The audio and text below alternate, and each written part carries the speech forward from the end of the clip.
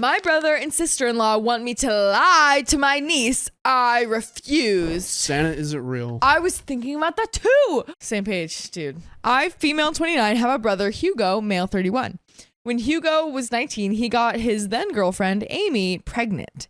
They had their daughter, Ashley, now 11, and later got married and had a baby boy, who is 4. By the way, this comes from deleted on the r/OK Storytime subreddit. So over the years, I've become close to Ashley. When I'm home, I live abroad. I take her out to shows, shopping, horse riding, etc. We also keep in contact via text. She's bright and thoughtful, just a pleasure to have around. Amy has never liked me, but has mostly put this aside for Ashley. Me and my boyfriend are visiting my family for Christmas and then leaving to go skiing.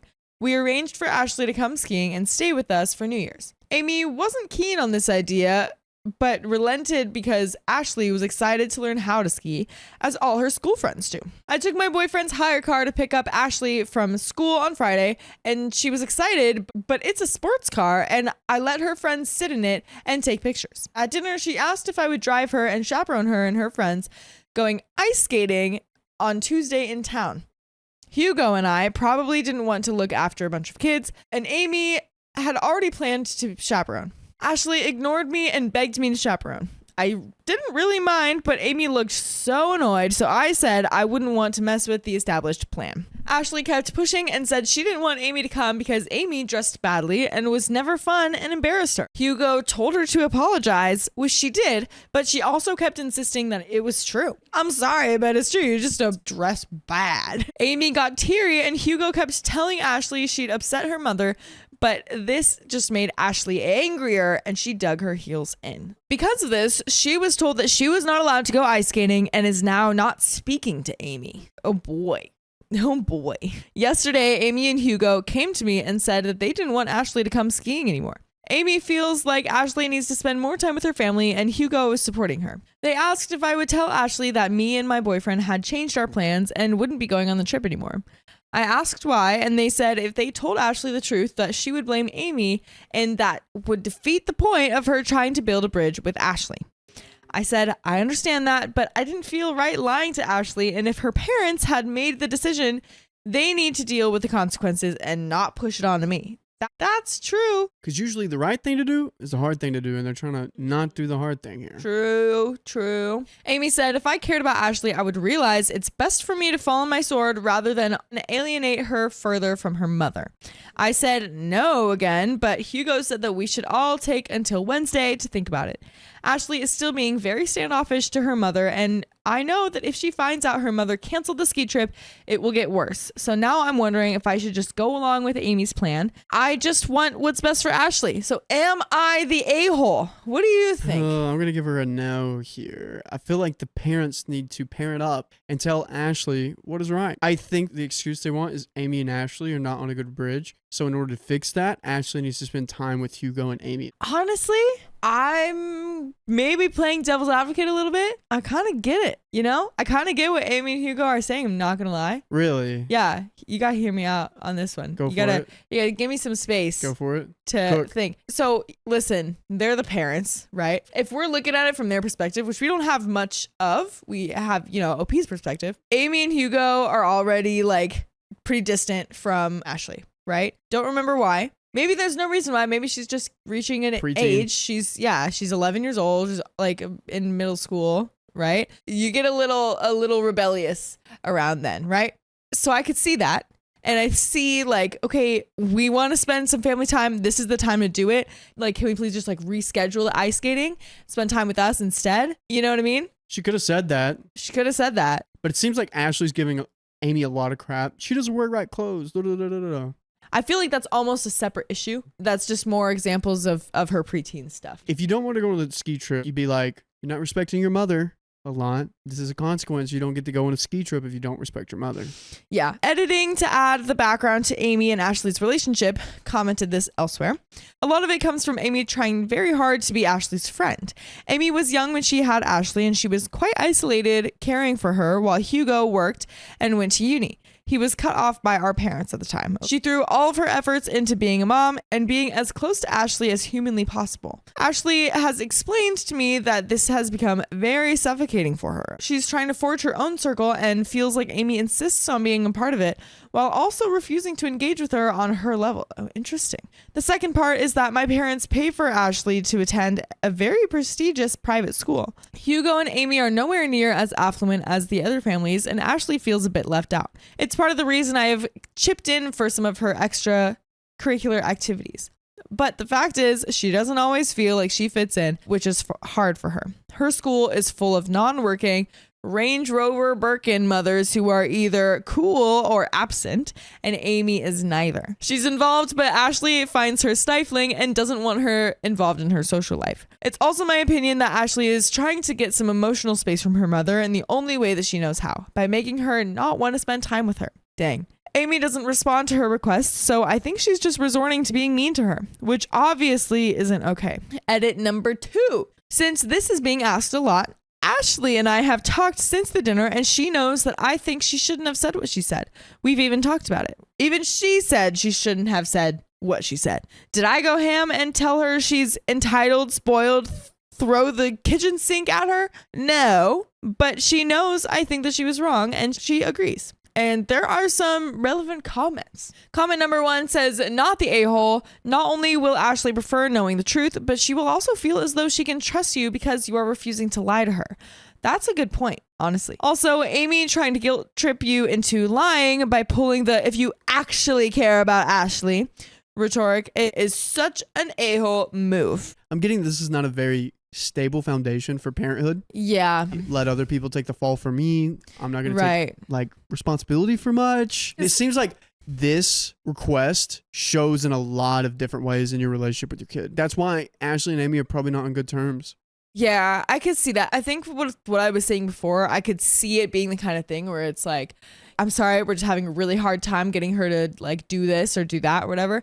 Can you guys please, make this up or like tell her this to kind of make her on our side? But I think if that made sense, I think that's not really what the situation is. I feel like that would be more so of like, I don't know, convincing them to eat their vegetables or something. You know what I mean? You would ask OP to say something, maybe if it's a lie that you love vegetables or something like that. Yeah. You know what I mean? I feel like that would be more understandable, but I do think in this situation, I see how it's like it's a little much. Yeah, a little much, not the right kind of situation, not the right way to fix a awkward and uncomfortable relationship. You're building it with toothpicks when it should be built by 4x4s. There you go.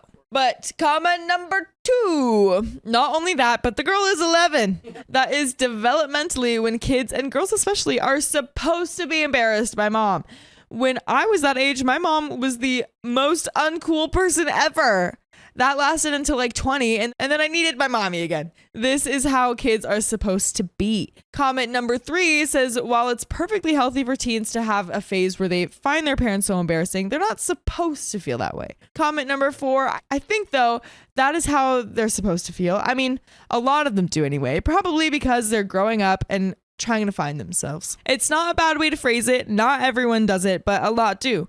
It's not a bad thing. It's just how a lot of kids are. Comment number 5, if Dave Grohl's kids can find him embarrassing, I don't think most parents stand a chance at not being embarrassing. But there is a whole update. Ashley and Amy get back together. They're all good. Yeah, they're all good. I feel like they're going to talk about it. And then Amy's just going to be like, you know what? You're right. You need your space. You need your privacy. Because that is also, I'm sure, an awkward stage for a parent too, especially as their first kid. Your baby girl becoming a woman. Yeah. But our update says, first of all, thank you to everyone who responded.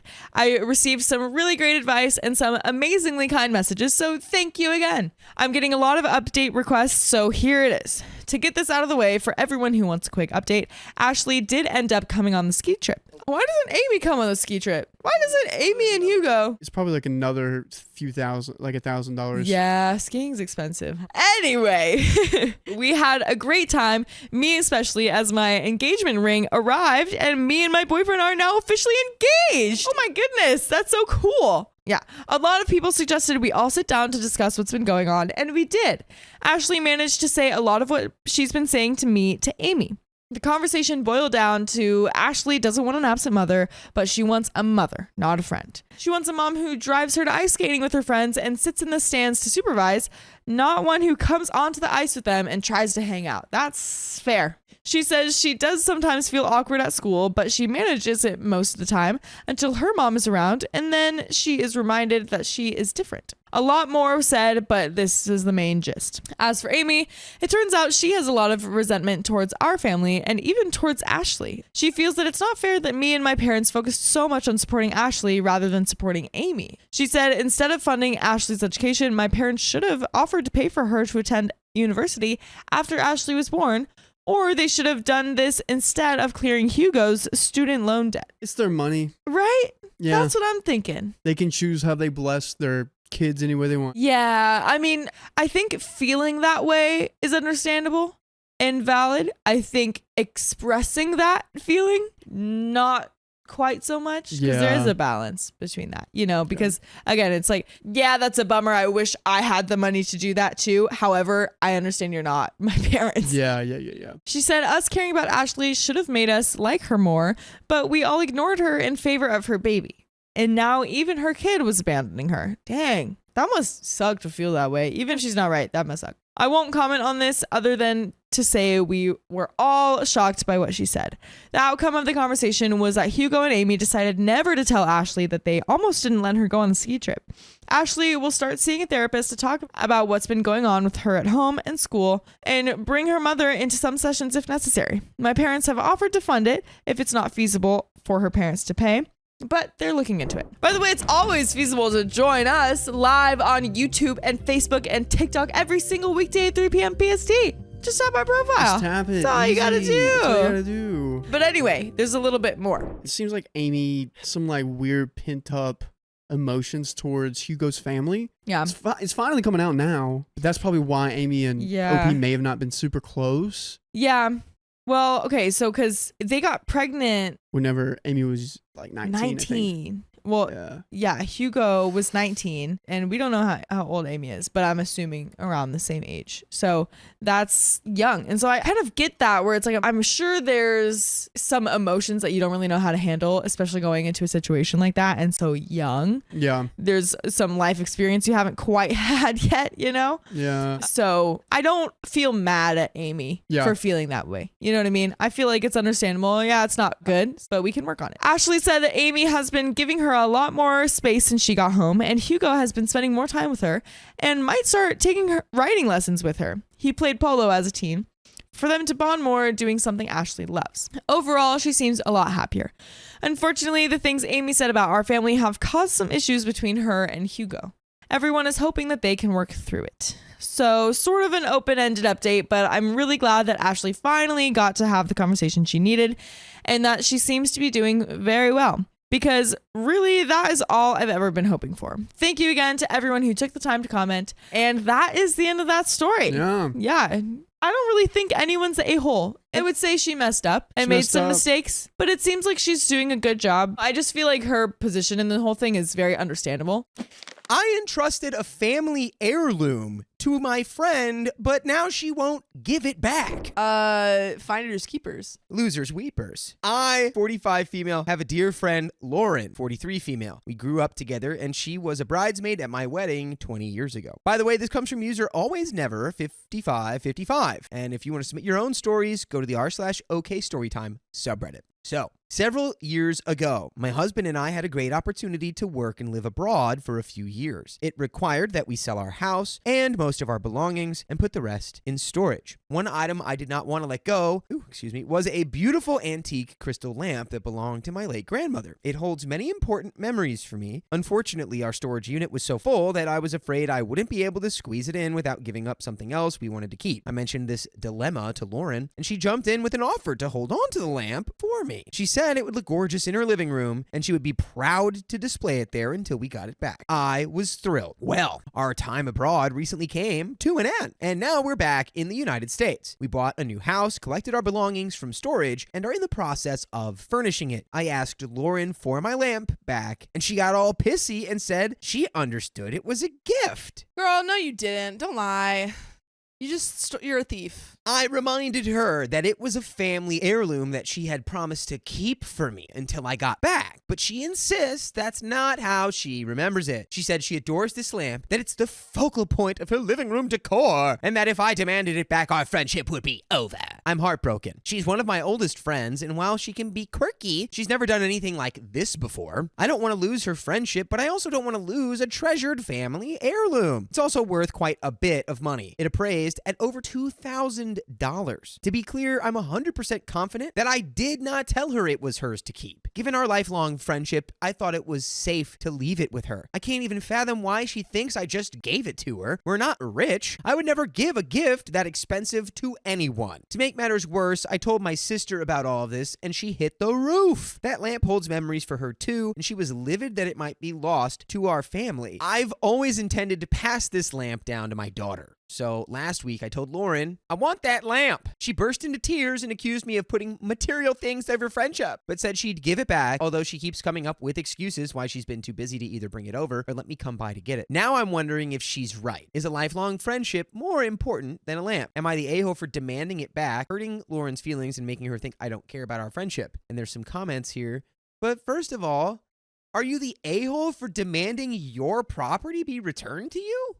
No. That's your property, man. Especially Fight it's for like it. It's got like heirloom memories like Yeah. attached to it. Like it's not just a freaking couch from IKEA. yeah, It's an heirloom. it's an heirloom like priceless crystal. I mean, it's got a price, but it's like in terms of like the memories, it's priceless. You know. So no, of course you're not the a-hole for this. Comments. Top commenter is she is the one who issued the ultimatum. She's the one who would rather have her aesthetic house with the lamp than you as a friend. She's the one who convinced herself you'd let her keep a beloved antique despite the fact that she literally only has possession of it because you wanted to keep it. Her own logic and story is so full of holes and she knows it. That's why she's going nuclear. When was the last time you were at her house? Have you seen the lamp recently? Are you sure it hasn't been broken or sold? Or is she just really so deluded that she built her room around an item she doesn't own and has been showing off her antique for years? OP says, yeah, I have to agree with you. Thanks for your comment. Oh, and yes, I did swing by her house to say hello a few weeks ago when we first got back, and the lamp was there. Okay, so the lamp's not broken. I didn't ask for it back at the time because we were still in the process of buying a house, so I had no place to put it, but I do now, and dang it, I want it back. To a now deleted comment, OP says, I'm hoping she's just behaving like this because she really did remember it wrong. It has been a few years after all, and just hasn't come to terms with losing something that she clearly has fallen in love with. I'll try to reason with her and see what happens, but all of the responses in here are solidifying my initial belief that I am not in the wrong by demanding it back. And I really quickly, this does speak to an interesting psychological principle, Yes. which is that memories get corrupted, where it's like It's true. you and I could go through the exact same event and then fast forward a couple years. When we remember it, we'll probably remember it differently and we'll be like, no, this definitely happened. And you'll say, no, this definitely happened. I had this conversation last night. We were talking about the chicken story that you guys have heard, and Sam is adamant that I was there to see my chickens pass away, and Yeah. I am adamant that I was not there. Who's And they to both say? lived the same experience. Yeah. Commenter. Having read most of the responses so far, I think if it was me, I'd send a letter, email, or whatever that puts this good advice together and point out the flawed logic that she's using, and then give her a few days to think and reconsider. It seems like this behavior is really out of the blue from what you described, OP, so maybe something's gone wrong. I mean, who knows? It could be that she was always like this and you just didn't see it. Friendships sometimes be like that, but there might be something else going on. If a little time and a clear-headed look at the whole situation doesn't elicit a reversal on her part, then I agree with all of the posts that suggest pursuing the lamp through whatever means you need to. Because at the end of the day, that is the final part of your boundary, and she has made the decision to sacrifice a friendship. What a shame. I hope she sees the light. I'm sorry, it was just right there, and I'll see myself out. OP responds to Jeff Goldblum, saying, I wish I had time to respond to all of these comments. Right now, I'm just responding to the few that actually strike home. So yeah, you've touched on multiple important points. First, this is definitely not normal behavior, but I mentioned she's a bit quirky. What I meant by that is she can be a bit OCD. So maybe what's going on here is that for some reason she has become kind of obsessed with this lamp and has convinced herself she's in the right. I tend to be a compassionate person, and it sounds like you are too, in recognizing that maybe something's gone wrong in her life leading up to this bizarre behavior. Given that I've been overseas for the past few years, it's possible there's something going on I don't know about, although we have kept in touch from afar, and she hasn't mentioned any major issues. But your point is worth exploring. I've read all the responses so far, and they have confirmed to me that I'm not in the wrong by asking for it back. I still would like to think there's a chance of saving the relationship here. I like your idea of trying to have a rational conversation with her, maybe in writing, and trying to dig into what might be going on in her life, causing her to not see the logic in my right to ask for it back. Here's the best case scenario. She senses my compassion and cares for her in asking what might be going wrong in her life, rethinks her position in keeping the lamp, and agrees to give it back and talk things out with me. Thanks again for your feedback, and your witty last line gave me a little giggle. There's another commenter. Got a lot of comments. OP, something that has not been touched on that will be a likely default on Lauren's behalf is that she will do everything to play the victim in your social circles and paint you as a pariah, since she's already threatening you with throwing away a 20-year friendship over a lamp. Over a lamp. The lamp can't be that good. In today's social media obsessed world, she'll come out as the one who has been wronged. OP says you make a very good point. The good news is that she's really not that into social media. We do have a lot of friends in common, but she's generally not the type to go around airing her dirty laundry. I'm still hoping she'll rethink her position and we can put this behind us, as I'm willing to forgive and forget, but either way, I'm getting that lamp back. On trusting her in the first place, as you pointed out, I didn't just give it to someone to use and potentially destroy. I trusted it with someone I've known my whole life, who has never done anything to harm me, as I feel better about it being with her than collecting dust in storage. And I figured my grandma would appreciate knowing it was being shown and loved while I was away. I posted this question to find out if I'm the a-hole for wanting it back, not for trusting her with it in the first place. If trusting a lifelong friend means I suck, well then I don't want to not suck. Obviously, it turns out my trust was misplaced, but I don't blame myself for trusting her in the first place, which I think is fair. Yeah. 100% fair. I mean, it's for like 20-year friendship. Of course you're going to trust her. Yeah. Why wouldn't you? Update. I got a lamp back. I want to thank everyone who commented for all of the support. It helped me to see how I was allowing Lauren to manipulate me into believing that somehow I was in the wrong for wanting my lamp back. Earlier this morning, I drove over to her house. It's Saturday, so I figured she'd be home, and she was. I could tell as soon as she opened the door that she knew why I was there. And yes, the lamp was there. It was like behind her. I'm just imagining her like she's opening the door thinking it's someone else. She just goes like, yeah. Oh. I'm imagining, and again, I haven't seen Scott Pilgrim, but I've seen the one clip though where the girl comes in and she's like, "Is Scott here?" And then Scott dives out of the window. Oh yeah, knife shot him. And that's the lamp. Just left. Is the lamp here?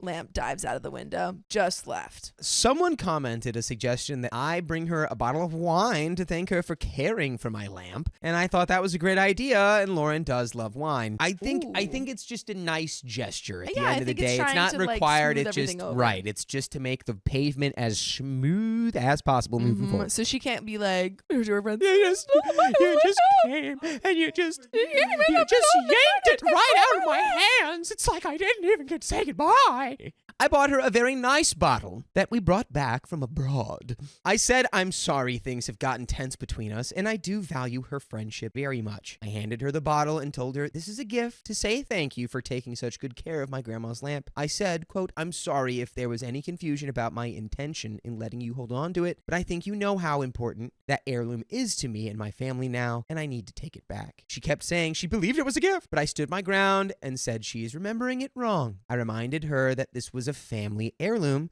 I said, think about this. To you, it's a pretty lamp. To me, it's a reminder of my departed grandmother and all the wonderful times spent in her house with this lamp lighting up her living room. How could she argue with that? I didn't get angry. I remained calm but firm. In the end, she just threw her hands up and said, "Fine, take the lamp if it means so much to you." And I unplugged the lamp, gave her a hug, and left. So in that way, it almost sounds like OP gave the lamp a hug. OP unplugged the lamp, back in my gave it a hug, arms and again.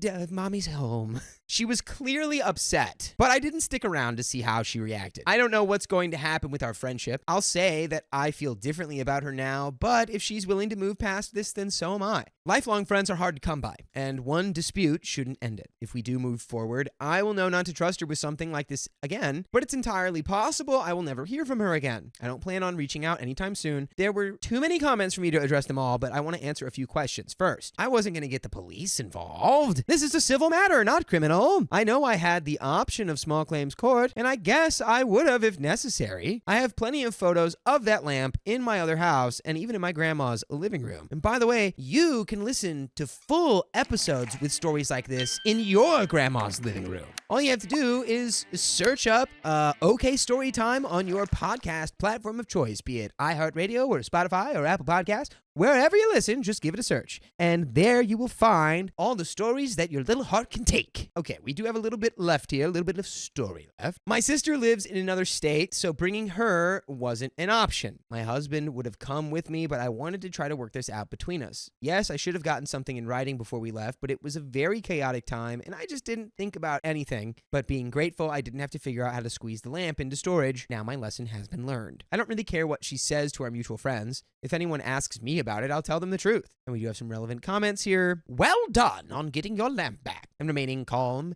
and kind. It's a difficult balance in situations like that. It's also so sad that we and you have to think to get something confirmed in writing when trusting a lifelong friend. Well, it's years. It's a misunderstanding. I really does. The core of this to me does feel like a misunderstanding. However, I feel like the friend is being like obtuse by not being just like, oh my God, I'm so sorry. I totally misunderstood. Let me give this back. Right. It should have just been immediately like, oh, dang, I thought I was keeping it. Oh, well, that sucks. Well, okay, well, I'll give it back. Yeah. There should have been like little to no resistance there for sure. Exactly. I think you can walk away with your head held high and conscience intact.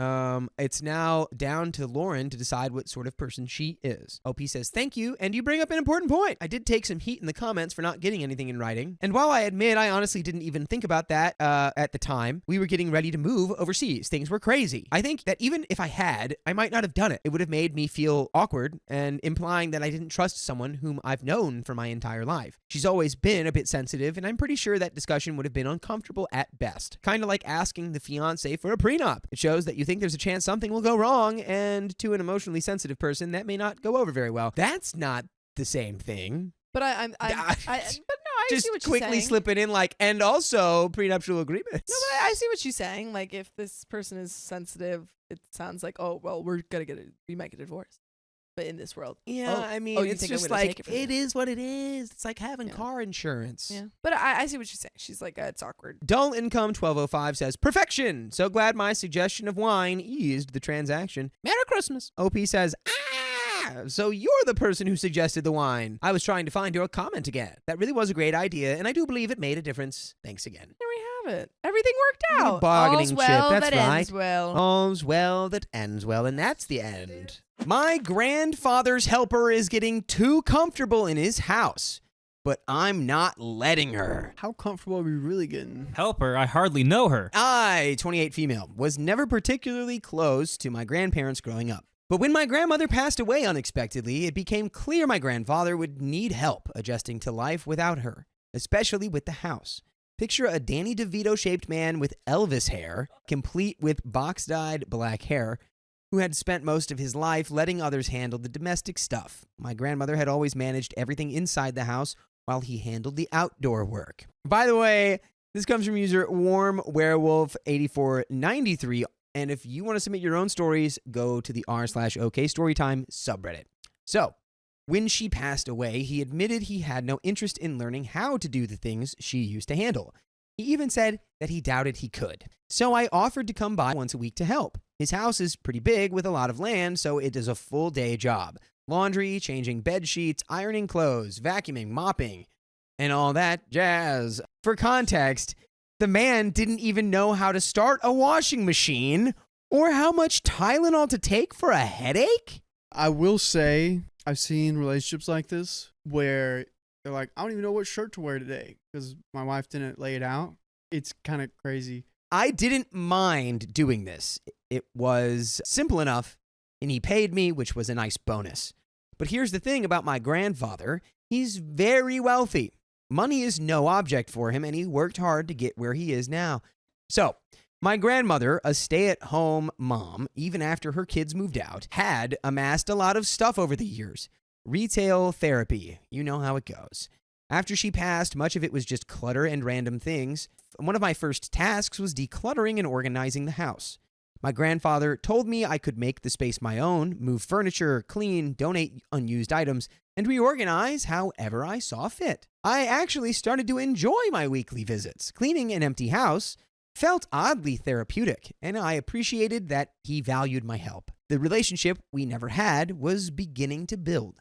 It became routine for me to even have dinner ready when he got home, and my parents often joined us for a family meal. Then came the drama. A few months after I started helping out, my grandfather hired a woman to work on the weeds outside.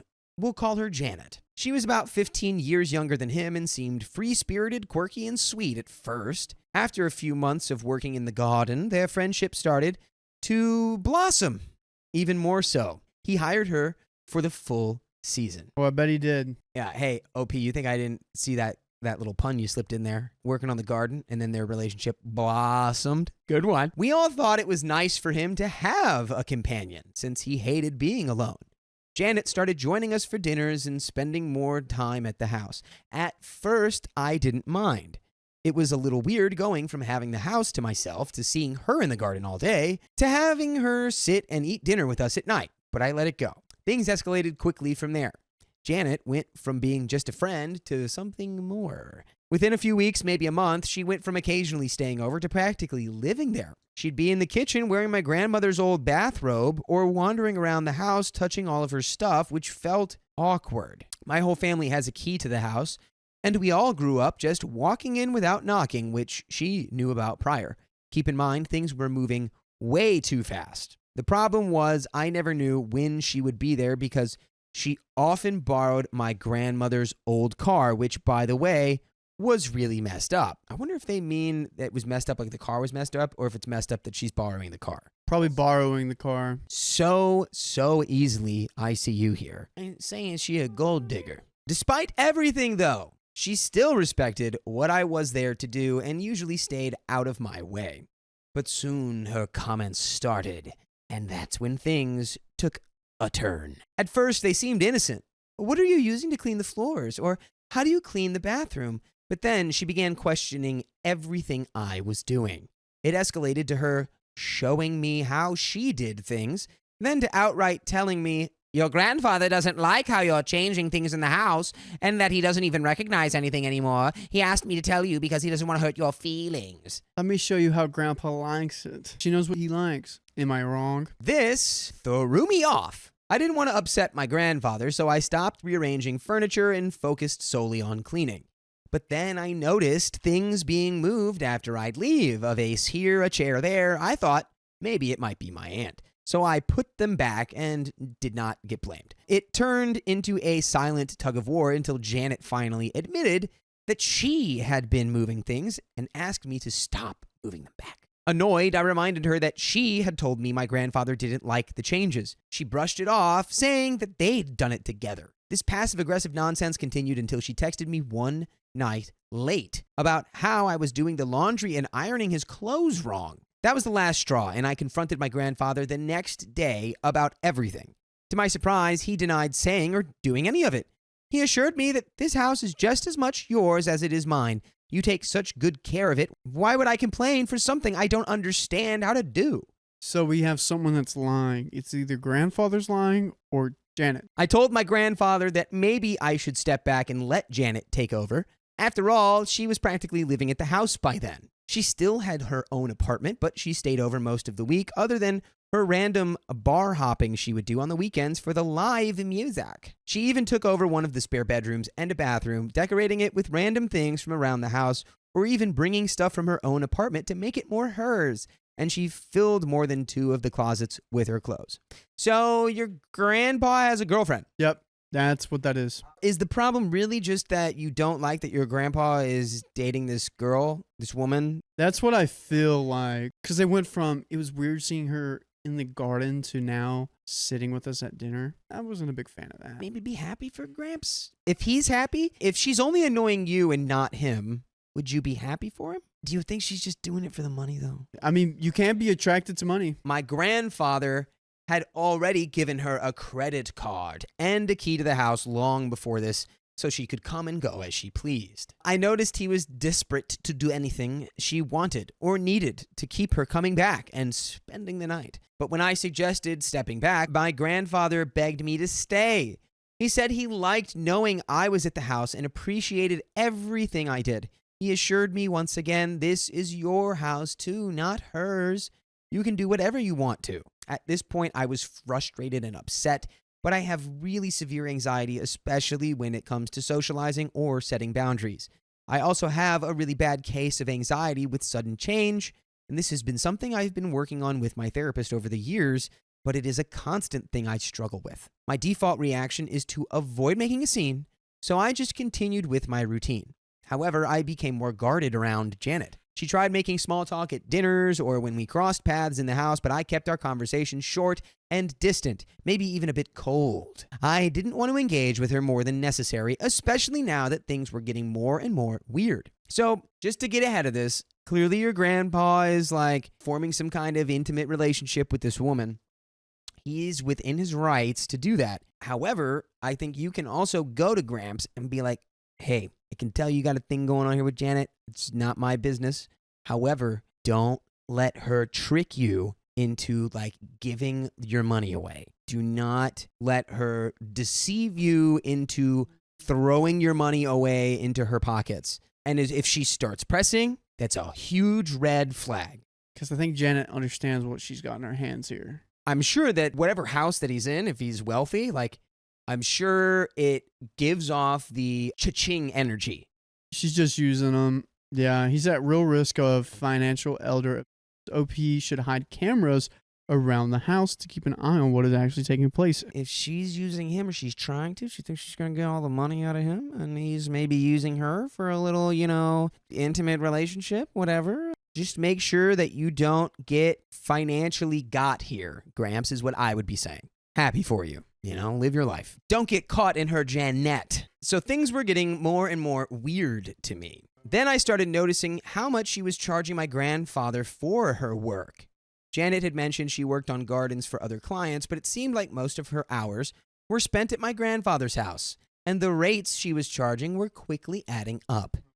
During my cleaning days, I noticed that instead of actually working, Janet would often sit by the pool with a glass of wine or a beveragino, chatting on the phone or tanning.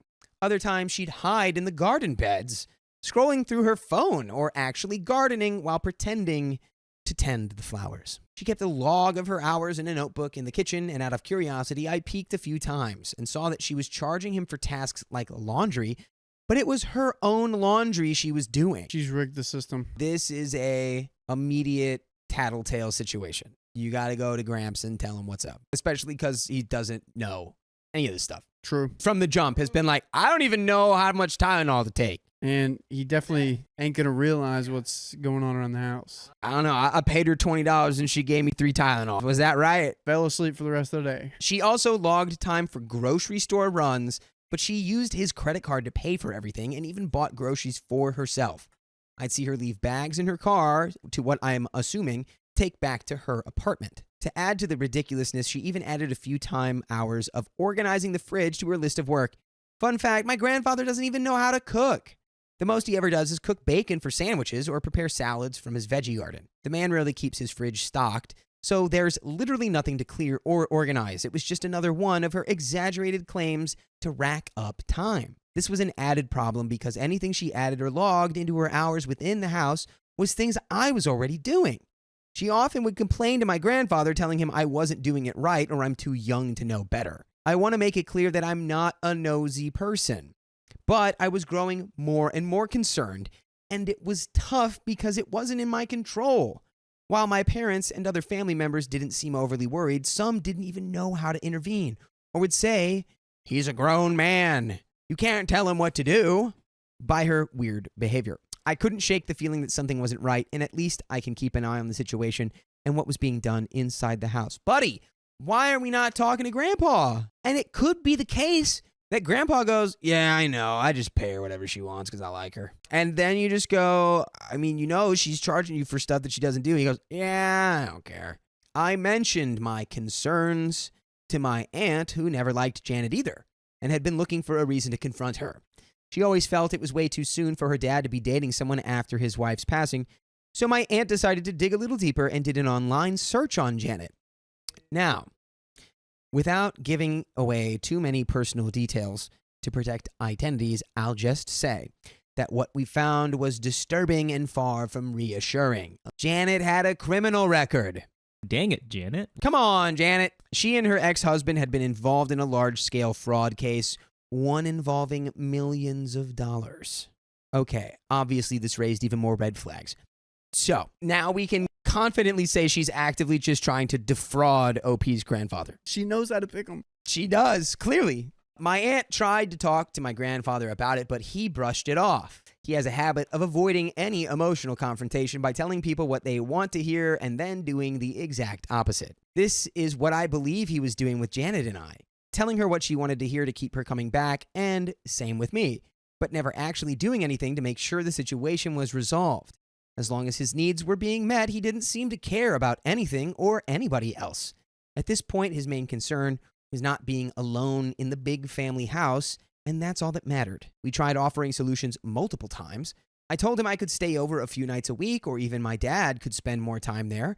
And I kid you not, my family and I have dinner schedules to have him avoid being alone. But I think what my grandfather really missed was the comfort of having a wife, or at least someone in his bed. This situation made things even harder for me because by then, I couldn't quit even if I wanted to. I would be giving her exactly what she wanted. Janet had already driven most of my family away, either because they were uncomfortable by her or because they wanted to give the new couple their space. I became the last person coming over regularly during the day. Everybody else would visit during their scheduled visits. I felt like I was the last person standing in her way, and it seemed like she was doing everything she could to make me uncomfortable and force me to quit so she could take over my work. But I didn't budge. And here's where things got a little funny. Oh, we're already in funny haha territory here, okay? There's mischief afoot. Up until this point, I decided I wasn't going to stop moving the furniture, but do it even more. My grandfather had told me that he had no issue with it, and honestly, he probably didn't even notice, and Janet had no idea that I knew he never asked her to talk to me about it. What started as an innocent task turned into a silent, petty battle. Every week, I'd move something, or a few things, and she'd move it back. Then I'd return the following week and move it again, to even changing up the whole room. I could tell it irritated her. It was an inconvenience she just couldn't leave alone. Janet constantly confronted me directly about it for a while, but realizing she wasn't getting anywhere, and then me reporting it to my grandfather and getting herself in trouble, she decided to text me or leave passive-aggressive notes by the cleaning supplies or where the things had been moved. Her frustration was obvious, and while the whole situation was stressful, this back and forth became my small source of entertainment. Watching this 60-something stew in silence over furniture placement gave me a bit of comic relief amid all the chaos. The true chaos began after Janet convinced my grandfather to take her on a month-long vacation entirely on his dime. She's like, I know things are going downhill. Let's just throw a Hail Mary here. Because I know the second she goes on this month-long vacation, stay a few more days. Why don't we check out the Riviera? Oh, but we haven't done this yet. Also, I don't know a lot of older people that like to travel, especially knowing this guy that doesn't even know how much time it'll take. I doubt he would like to travel for a month. I don't know. It depends on the nature of the travel. I feel like for elderly people, like, there's certainly some places and things to go and do. The last time I saw my grandpa on vacation was because he went to Kentucky with us for a little bit. He didn't even like it. I feel like my dad is low-key kind of that way. While they were away, he asked me to watch the house. And when they left for the airport, I finally hit my breaking point. I walked into the house and was immediately horrified. Every single window screen, curtain, and blind had been removed. There were holes in the walls and a bunch of things were missing. Stuff including a bunch of paintings my great-grandfather on my grandmother's side had painted. Oh no, I see you. So they went on vacation. She called her goons. Hey, come in here and take all this stuff. Dude, similar situation happened actually in my family. Somebody had passed away and then like their relatives knew when like my grandma wasn't going to be home. Someone was watching the house, right? Basically like relatives like knew when the house was going to be empty and then had these people like a bunch of stuff got stolen, you know? And it was never like confirmed who it was, but it's like We know. He was a well-known and talented painter in our area, so I took a bunch of his paintings and hung them up, including several paintings he painted of my grandmother. They were all removed from the walls, leaving marks and damage everywhere. Even photos of my cousins and my family were gone. Oh my gosh. The only photos that she left were the ones of the family that liked Janet. She actually even moved those ones front and center. But the ones of myself and my cousins who weren't in her favor were missing. I eventually found the paintings in a broken down box in one of the storage rooms in the basement, conveniently in the darkest corner I could find. I completely broke down and lost it at this point. Janet had hidden everything, so I couldn't find it on purpose. It felt like she was trying to erase us from the house I grew up in. In a panic, I called my mom, who came over to help me repaint the walls and patch the damage where the blinds and paintings had been. Unfortunately, we couldn't put them back because some pieces were missing and everything was too damaged from her reckless removal. Why don't we call the cops here? Well, I guess if it's not stolen, it's not a crime scene. I guess you could call it with like property damage. Eventually, we found all the window screens stashed behind random doors, and the family pictures were stashed in between folded towels in the closet. This is where I admit I was being petty. A few nights before they were set to return, I went in the bathroom Janet used, her so-called office, and any other areas she frequented or had stuff, and moved everything. I didn't hide anything, but I moved everything just enough to mess with her or moved them in other rooms. Nothing obvious, but enough that she'd notice and maybe even second-guess herself. I even moved her socks and underwear to different drawers. Anything that could be inconvenient, I did it. Even while rearranging, I stumbled upon documents she was hiding, including sensitive financial information about my grandfather and other suspicious items that I took with me. I also put everything that she had hidden away back where it belonged, all the photos, furniture, and art that I could. When they got back, I heard from relatives that Janet never mentioned my interior design adjustments.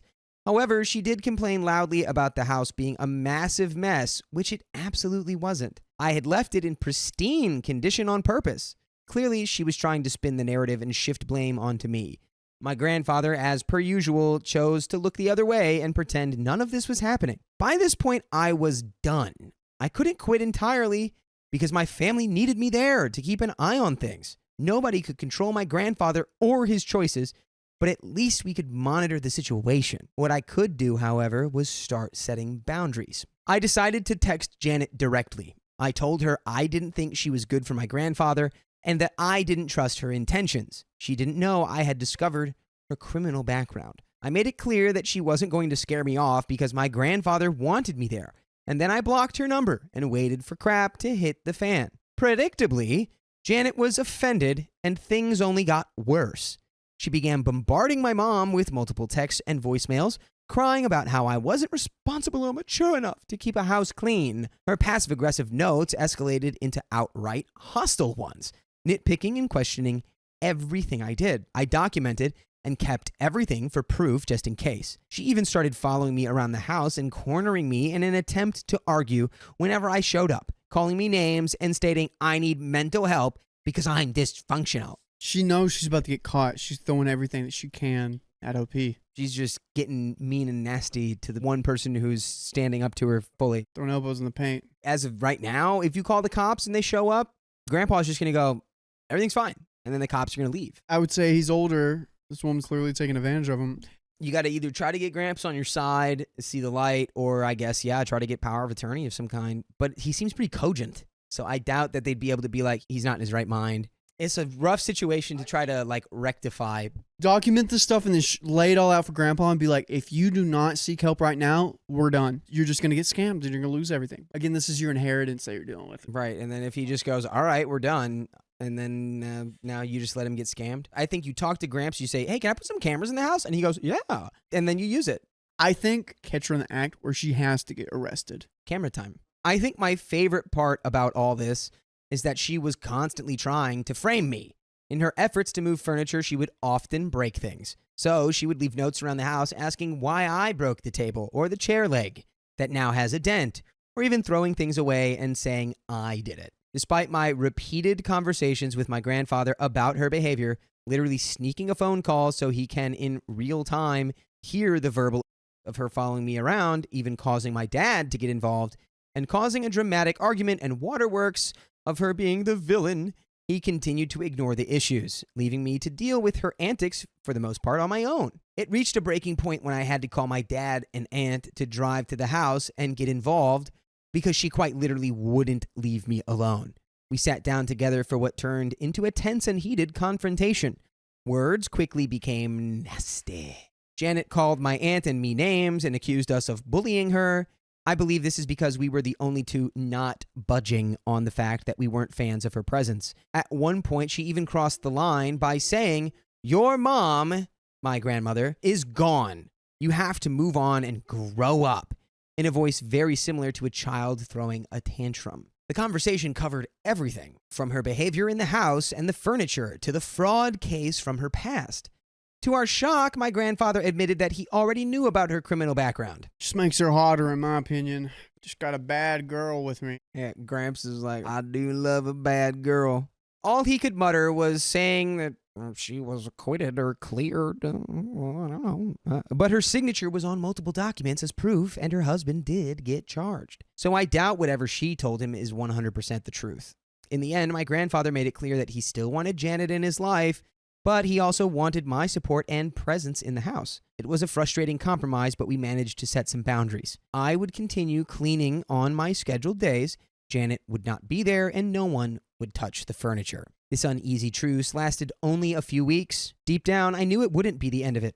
Janet had an uncanny ability to stir the pot and couldn't leave things alone. She started by not being there at all, and then she started pushing it by being at the house when I arrived, and then leaving when I did show up. She would either rush out the door when my back was turned to sneak out and drive away, or conveniently stay busy in the garden so our paths wouldn't cross. But eventually she got too comfortable again and began crossing my boundaries by being there and moving things around. The more she pushed, the more I retaliated in small, petty ways. I went back to moving the furniture just to frustrate her, but I didn't stop there. Now I was angry, and you turned green. I took a step further by pouring boiling water on all of her indoor plants so that they would wither and die. Those plants didn't do anything wrong. Those plants sound like one of the only positive things Janet was bringing to the table. Come on, OP, what are we doing? I don't know how I feel about this turn. Come on, you're playing into her hands right now. Janet is playing you. Now she's going to record you doing these awful things, show your grandpa, and you're going to be kicked out. You played yourself. This forced her to throw the plants out, emptying most of her shampoo and conditioner and leaving just enough to make it seem like the bottle was just running out. I even went through her books and moved her bookmarks to a different spot. I think the most ridiculous thing I did was taking one sock from each pair she owned or scratching her DVD collection. Not all of them, just the good ones. No, OP, don't. It's too petty. You're almost committing petty crime now. I wasn't proud of these actions, but I rationalized them as a way to highlight her absurdity. After all, how was she going to tattle to my grandfather about burnt plants, a misplaced book page, or where her other sock went without sounding unhinged? I knew I was being petty, but I was past caring at this point. This is where things started to take a dramatic turn. The ongoing fighting, drama, and tension were clearly taking a toll on my grandfather. As I mentioned before, he doesn't really form attachments or care much about people as long as his needs are being met. I honestly don't think he even liked Janet that much, aside from the fact that she was willing to spend multiple nights a week at the house with him. It seemed to me like she had wormed her way in by playing into his irrational fear of being alone at home, and he was too socially awkward to look for someone new. But over time, it became obvious that he was becoming more miserable around her. The way he spoke about her or treated her started to shift in a much more negative direction when she wasn't around. Around this time, he reconnected with an old friend from his home country who we'll call Rachel. My family and I have known Rachel for years, and I always thought she'd be a much better match for my grandfather than Janet, or even his own wife. That's crazy. Why are you saying that about your grandma? Yeah, I don't know. Maybe they just were meant to be forever. They were soulmates. They grew up together, shared similar interests, and Rachel knew how to handle him in ways that others couldn't. And by the way, I question if you can handle the amount of full episodes with stories just like this on iHeartRadio, Spotify, Apple Podcasts. We're up to 51 days. And all you need to do to find these stories is search OK Storytime, and boom, they're right in the palm of your hands, ready to listen to at a moment's notice. And we do have a little bit more story here. Who's winning? Sounds like the only one winning here is Grandpa. No one's winning. in my opinion. Grandpa still has all of his money. Clearly, whatever he's paying her is not so much that he's going to be destitute. She does have a credit card. That's concerning. I'm just trying to spin that in any positive way I can for him. But Janet might be winning right now. Hopefully, this ends with Rachel and Gramps getting together. I noticed the chemistry between them and decided to intervene.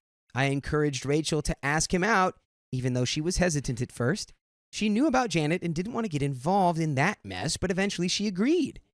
Now, my grandfather seems to be in the middle of a love triangle without even realizing it. Whoa.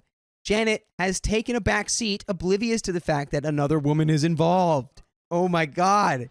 She's been texting him nonstop, leaving voicemail after voicemail, and even waiting at the house for him these past few weeks. I'm honestly surprised the two women haven't run into each other yet, but I'm sure it's coming soon.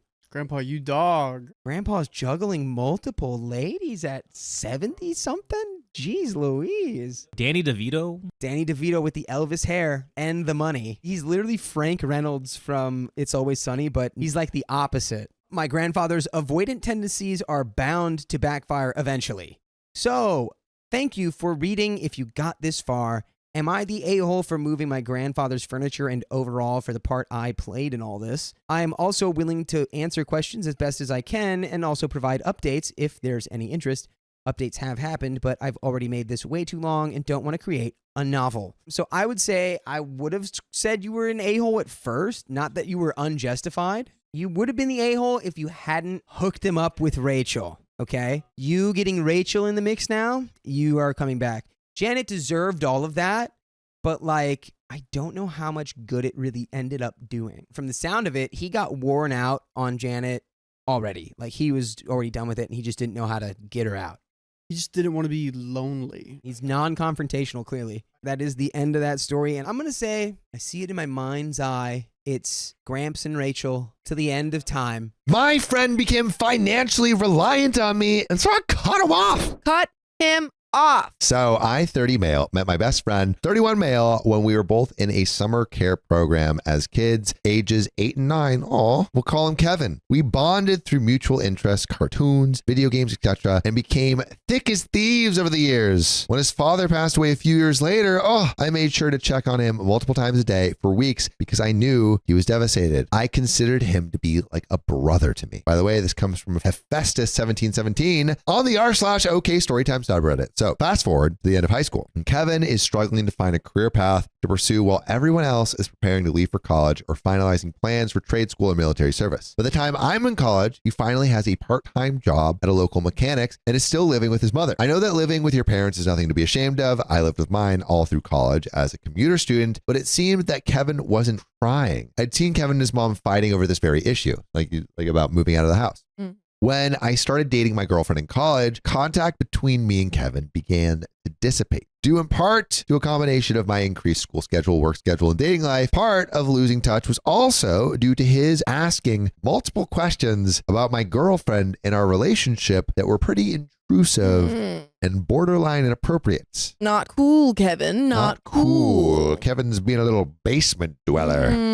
Kevin! Well, fast forward another couple of years, and I proposed to my girlfriend. Ooh. And she graciously agrees to be my fiance. Congrats. So cute. We Very love exciting. love. We love love. I immediately went to ask Kevin if he would be the best man under the impression that we were still close friends, even without that much communication. He agreed, but despite saying that he would be honored, everything about the man's body language and communication skills indicated the exact opposite, almost like it was a punishment. Kevin's like, I'm not into this thing. I want to go. Oh, Kevin doesn't want to be best man? Kevin's saying he wants to be best man, but he's not acting like it. He wants to be best man. Yeah, he's being an okay man at the very best. Not a best man at the very okay. Well, then take that as a sign and don't have him be best man. Yeah, well, Easy. I let it go because I just assumed there was something else going on that I wasn't privy to. Fast forward again, a little over a year. I'm out eating dinner and discussing wedding plans with my fiance and future mother-in-law. And right as the food comes out, I get a call from Kevin. Naturally, I step outside to take the call. Kevin can't wait. Now, Kevin had started dating this girl we'll call Karen roughly 3 months before I get the call. Kevin proceeds to tell me that he and Karen had literally just gotten married. Whoa, what? Kevin moves fast. You just found out about this girl, Karen? They call him Quick Kevin. While I'm not necessarily opposed to the notion of fast-moving relationships, going from single to married in roughly 100 days is hasty. I think so too, especially when he's never been in a relationship before. This screamed that he just wanted to be in a relationship and was all but confirmed when he said that the reason they got married was because he was tired of his mom talking trash about Karen, which naturally escalated after they got married. So basically, he's like, I'm going to show you, mom. Yeah. I'm going to show you how much I love Karen. Bam.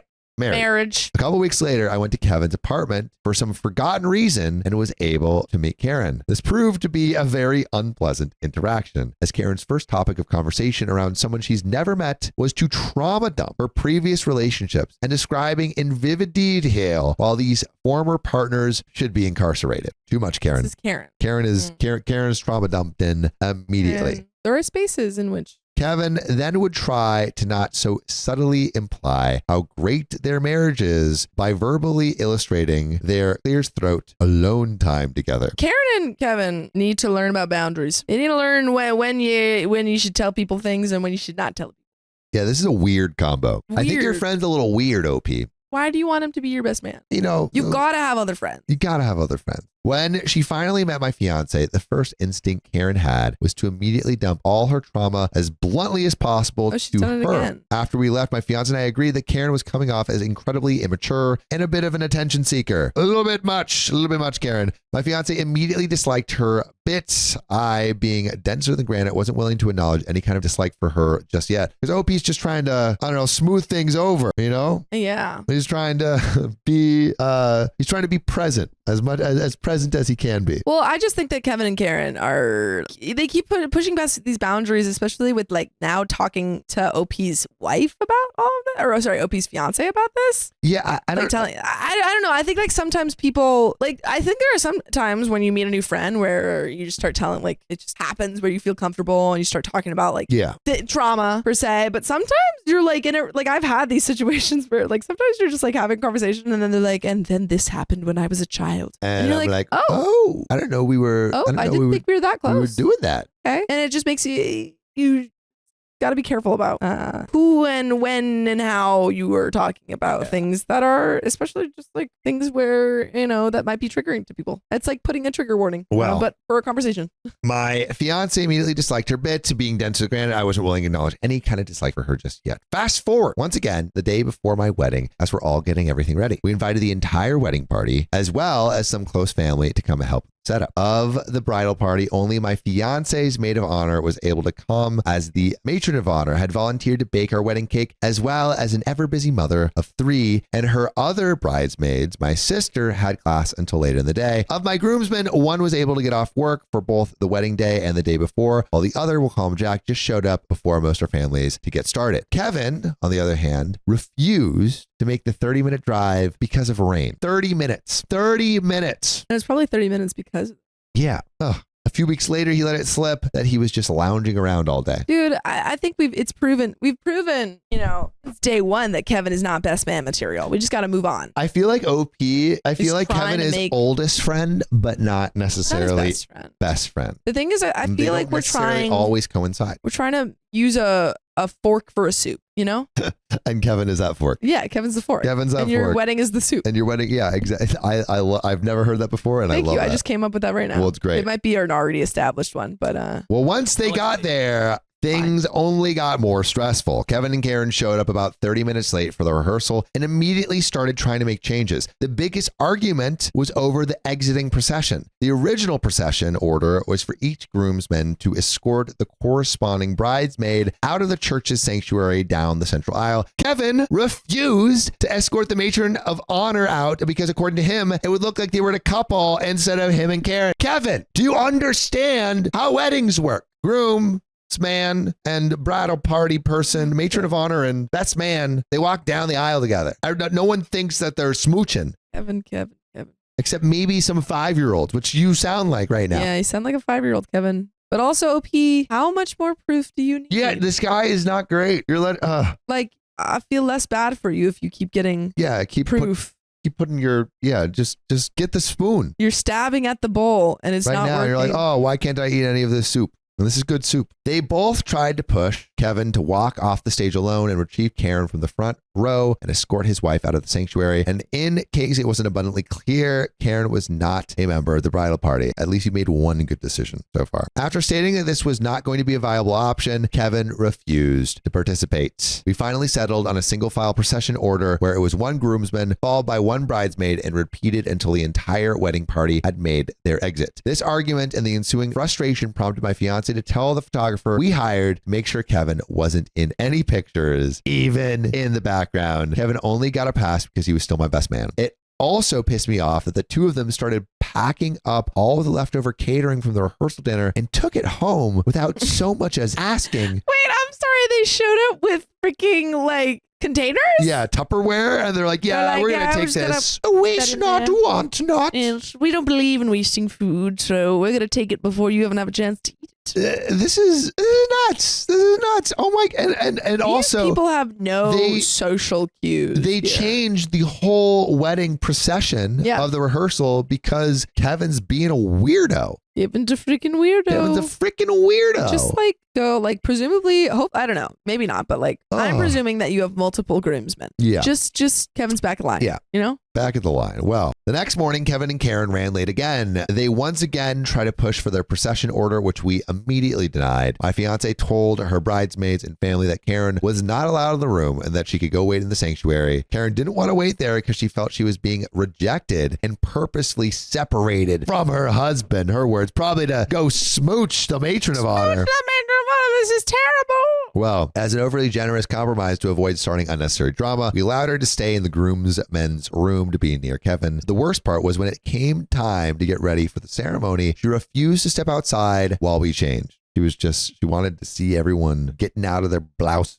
I know, believe me, I know. As a recovering people pleaser, I'll admit that back then I had virtually no backbone. Today, I wouldn't hesitate to her and Kevin from the wedding entirely. However, I was too afraid of derailing the wedding and upsetting my already stressed out fiance, so she stood in the corner and covered her eyes as we all changed and got dressed. I have since apologized profusely to the other two groomsmen. They were graciously understanding of my position. So she's just watching through her eyes while all these guys are changing. This is wild. Man. Them out. I feel like Kevin needs to be I'm wondering why we've had so much Kevin and so much leniency for Kevin. Too much Kevin leniency. I think we need the Kevin Inquisition. We need to impeach Kevin. Well, we also had a no phone policy that was clearly posted at the door. Despite this, Karen had her phone out the entire time, taking pictures and scrolling through social media. Oh, after taking pictures of you guys dressing? Kevin starts to message me about his mom. He says she was starting to them and even ran up to Kevin's job and causing a scene, resulting in him losing his job. Oh, Lord. Karen made Kevin lose the job. Shocking. This woman is toxic. She's terrible. It is important to keep in mind that Kevin would leave work repeatedly with little to no notice to go home to be with Karen whenever she called, even in one instance when she said she just missed him. My advice was for Kevin to tell his mom that he chose to marry Karen and tell her that if she can't respect that, she should either keep it to herself or he would go no contact. I also advised him that he is scheduled to work. He needs to stay at work unless it is an emergency. And Kevin elected to avoid and ignore my advice. Oh my God. What? Kevin ignored your advice? Again, I'm like, why are we keeping this guy around? Are we shocked? We're not shocked. Are we shocked at all? We're not shocked. No. Kevin is repeatedly terrible.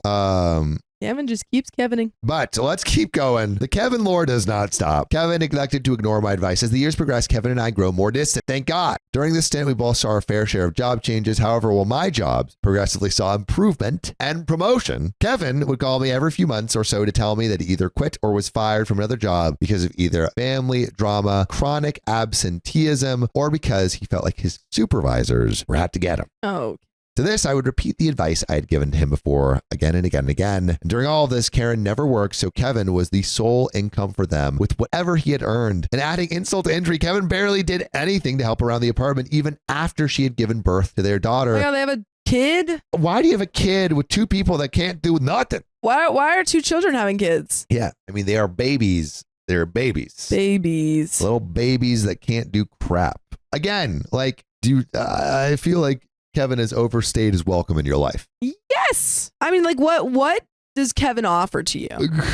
Offers Kevin. He offers Kevin. He offers pain. He He offers Kevin you a and- Reddit story. He offers you That's about it. stress. Yeah. and Hey, Kevin. and you know what? Though that's worth more than gold. Well, eventually, the three of them had to move out because they couldn't afford it. Eventually, Karen's grandparents paid for a condo for them in exchange for rent. And by this time, my wife and I had bought our house and had been living in it for some time. Meanwhile, the cycle of Kevin needing advice on dealing with his mom and family drama continued. His unstable employment status also proved to be rocky as ever. And when the pandemic hit, my wife was furloughed and my hours were reduced from 40 a week to 8. Some money was tight. While the situation with our jobs only lasted for about a month or so, the sudden drop off of income was enough to set us back and really forced us to stretch the value of $1, which Kevin would know nothing of.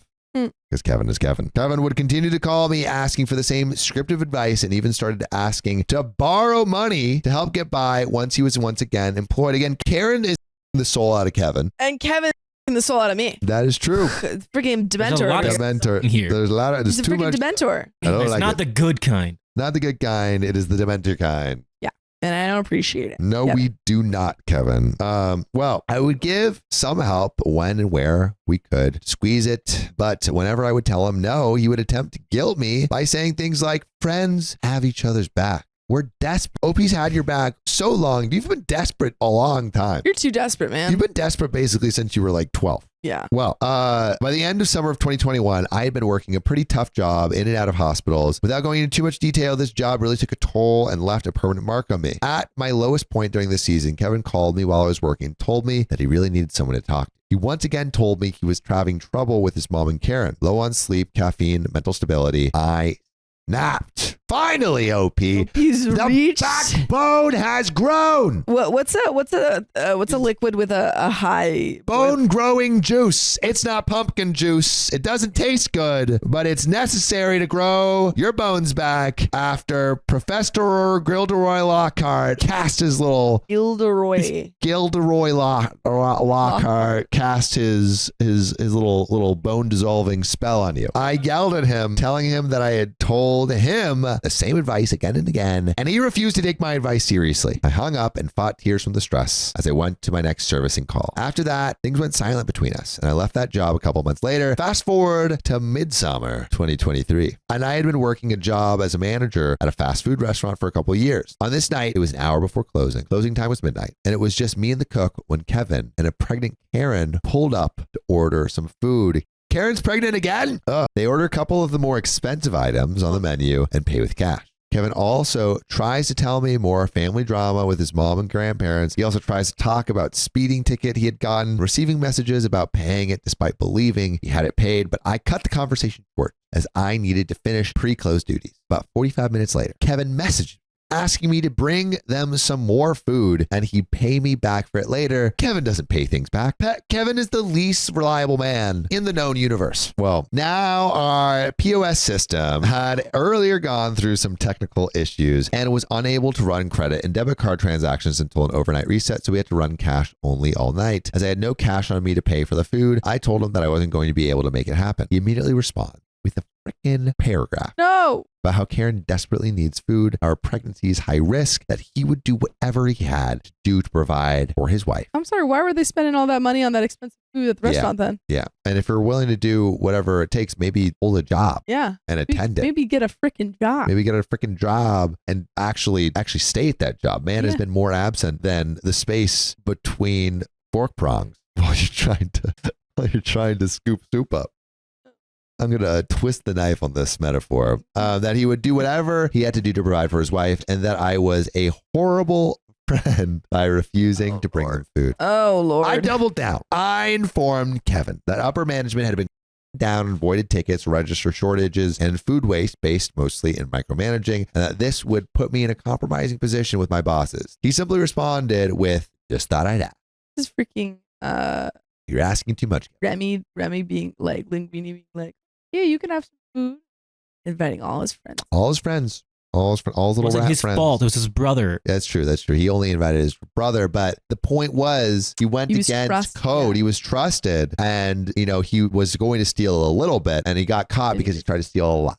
From there, things were silent for about 6 months. But by the end of the year, Kevin had introduced me to my breaking point. In fall of 2023, I had accepted a job offer in the public sector that I was overjoyed to receive. Will be relevant shortly. While at work early in the morning, about a week before Christmas, I get a message from Kevin asking for money and telling me that his wife and his children, including his 4-month-old son, are homeless and have been for a few days. I message him that I will call him that evening. When I call Kevin, he answers, and the only word I can get out of my mouth is explain.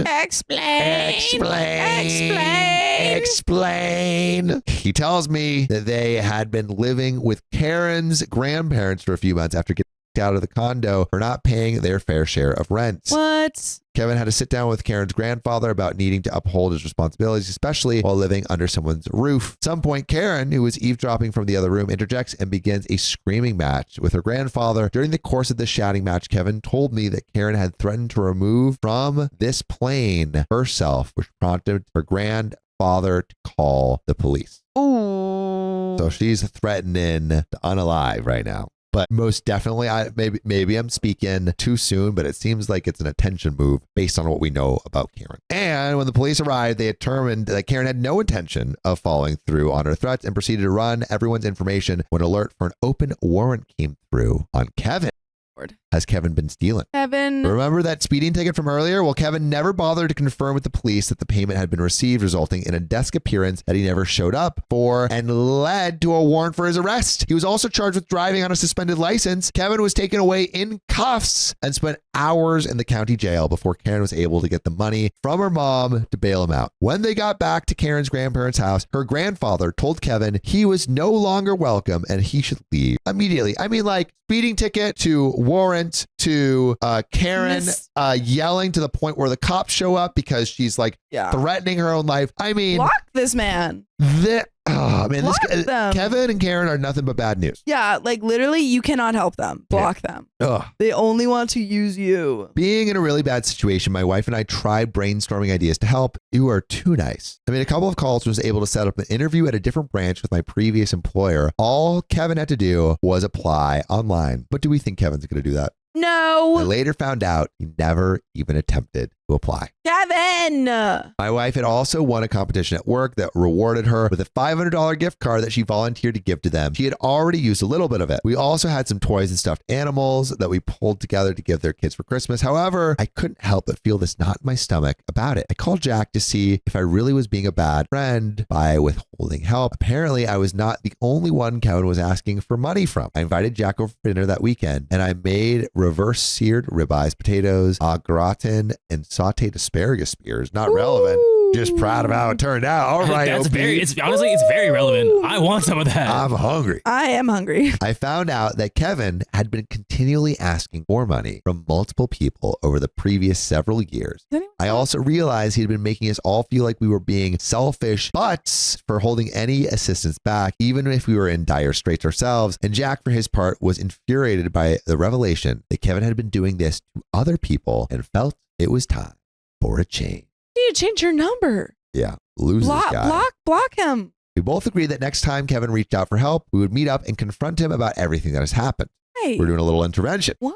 A little over a week after that night, Kevin once again messaged me. I was out with my wife for a nice Sunday brunch when I got Kevin's message. He said that they had run out of money to stay at their hotel and that they were desperate and trying everything to avoid sleeping in their car in the middle of bitter winter cold snap. Felt nauseous at the thought of leaving them with nowhere to go, but Jack and I both agreed the cycle needed to end. I met Jack at my house and we messaged Kevin to meet us at the square in the nearby mall. Jack and I met Kevin at an empty table and told him everything. We said we were done enabling him and that we were tired of being taken advantage of. I love that they finally said something. I mean, it's taken freaking It's taken way too long. It's taken way too long. We said we were done enabling him and that we were tired of being taken advantage of. Kevin had the gall to tell me that we didn't understand what it was like to struggle. And at that point, Jack became so frustrated that he quickly stood up, told him, "I'm done," and stormed back to the car. I'm struggling to find a reason why they're still friends. I stayed and told Kevin that just because Jack and I weren't in the same position that he was, it didn't mean we didn't know what it was like to struggle. I also told him that he stopped being a friend to us when he started expecting money from us whenever he got into trouble. I told him that it was insulting to expect financial help when he would just turn his nose up at jobs. We paved the way for him to get and ignore any and all advice we offered. His defeated 1,000-yard stare told me that he knew that we were right and that it was all over. I realized there was nothing else to be said. He got the message. I stood up, took the $100 in collective Christmas money I had been hoarding for the last few weeks, gave it to him, and said, don't waste it this time, and don't ever contact me again. The OP's putting the foot down and going. It took so long. It no took contact. so I mean, I feel like we should have gone low contact way earlier. We should have done the lock phone screen method. Yeah. Increasing spurts of no contactness. Yeah, until he stops or low contacting contactness you at all. yeah. But finally, OP, this is what you should have done earlier. Before walking away without looking back. Jack, my wife, and I went and grabbed some dinner later to decompress, and Jack and I went back to his place to talk it out because we both knew we were torn up about it. By the way, you should never be torn up about not having enough episodes of this podcast because you can join us on YouTube and Facebook every weekday at 3 p.m. PST, and we're probably live right now, so tap our profile. There's a relevant update. I'm going to go straight into it. Let's do it. It's been 9 months since we cut contact, and Jack and I still find ourselves questioning whether or not it was the right thing to do or if we could have handled it better. My wife keeps reassuring me that this was long overdue. I still can't help but feel this turmoil over the whole thing. I know he was my best friend for nearly 2 decades, but I can't stand the thought of being taken advantage of anymore. Still, I wonder if we were too harsh for leaving him and his family in a state of homelessness with nowhere to go. Again, you gave him so much. And at a certain point, someone just has to help themselves. I mean, you've given him a lot of fish, and he's got to learn. He's got to figure out how to. He's got to learn to fish for himself. You know, you've given him somebody'd say too many fish. Too many fish. My friend dropped me as a maid of honor days before the wedding. I still hold a grudge. That's fair. That's fair. That's grudge-worthy. Mm-hmm. Small warning, this is a long post. Around 6 years ago, one of my best friends at the time got engaged and asked me to be her maid of honor. To avoid confusion, let's name her Tessa and her fiancé Dave. I was thrilled for her and beyond happy that she asked me. By the way, this comes from Star-Crossed Astrid, and if you want to submit your own stories, go to r/OK Storytime subreddit. I grew up with her and we were very close. For context, she was a close family friend who ended up moving in with us. I was an early teenager, 13 to 14 years old, and she had just turned 22. Since we lived together and spent a lot of time with each other, we became like sisters. We told each other everything, went everywhere together, etc. Anyway, fast forward to the wedding. She got married a month before my 18th birthday. She and her fiancé had the classic modern love story of falling in love online and doing long distance. Due to this, I never really met the guy. I only ever really said hi to him a few times on the phone. For more context, they typically met up when she got off work, but since I was always back and forth between my mom and dad's and busy with clubs and schools, I never met him. Anyway, fast forward again to the wedding. They ended up deciding that she gets to choose all the details if he picks the venue. Dave chose Vegas. We were there for around 5 days. Day 1 was just us all catching up and hanging out. Day 2, we decided to spend some quality time together, so my mom and aunt went on their own, and so did we. Towards the middle of the day, we ran into Dave's son. More context, Dave was in his late 40s, his son was around 23 to 24, and Tessa was now in her late 20s. Anyway, we talked with them for a bit, and the conversation evolved to her mentioning she was nervous. The son and his partner happened to have magic gummies on them, and since she was nervous, they offered her one to calm her down. However, she didn't tell them that she hadn't eaten or wasted anything since morning, and because we met up right after lunch, I didn't know that. Well, the magic gummies worked very fast, and before we knew it, she was feeling sick. Oh no. It got so bad that I ended up having to take her back to our room since I didn't know where hers was, and she was really out of it. I tried phoning my mom and aunt, but they weren't answering, so I just tried to give her food and water in small increments so she would throw it up. I tried to let her rest and get it out of her system. Eventually, they came back, and I didn't know how to explain it and get her what she needed without telling them the truth, so I did. They unfortunately ended up telling her fiancé because they didn't know how to explain it to him either, and they knew he would have questions. He ended up coming to pick her up and was pissed. We weren't a fan of how he was talking to her in the moment, rushing her to get up and telling her she was fine, but we ignored it in the moment because we were more focused on trying to make her feel better. He came to me since I was the only one with her all day and demanded answers. Give me the answers. I told him the truth. He said, okay, she just needs water and food. After that, we ended up convincing him to give her an hour more, so he did. Then he picked her up again and brought her back to their room. On day 3, she was fine again. Tessa apologized profusely to my mom and aunt, and they forgave her. We all decided to do the same split hangout again, so Tessa and I went out and enjoyed our day, roaming around and doing a bunch of fun activities. When we then met up with my mom and aunt at the end of the night for dinner, since that's what she wanted to do for her bachelorette party. Bars were off the table due to my age, so we just chose a fancy sit-down restaurant. At some point during the night, I'm not really sure when, but I guess she pulled my mom aside and talked to her. Once we were back up in our rooms, my mom sat me down for the conversation. What do you think is about to happen?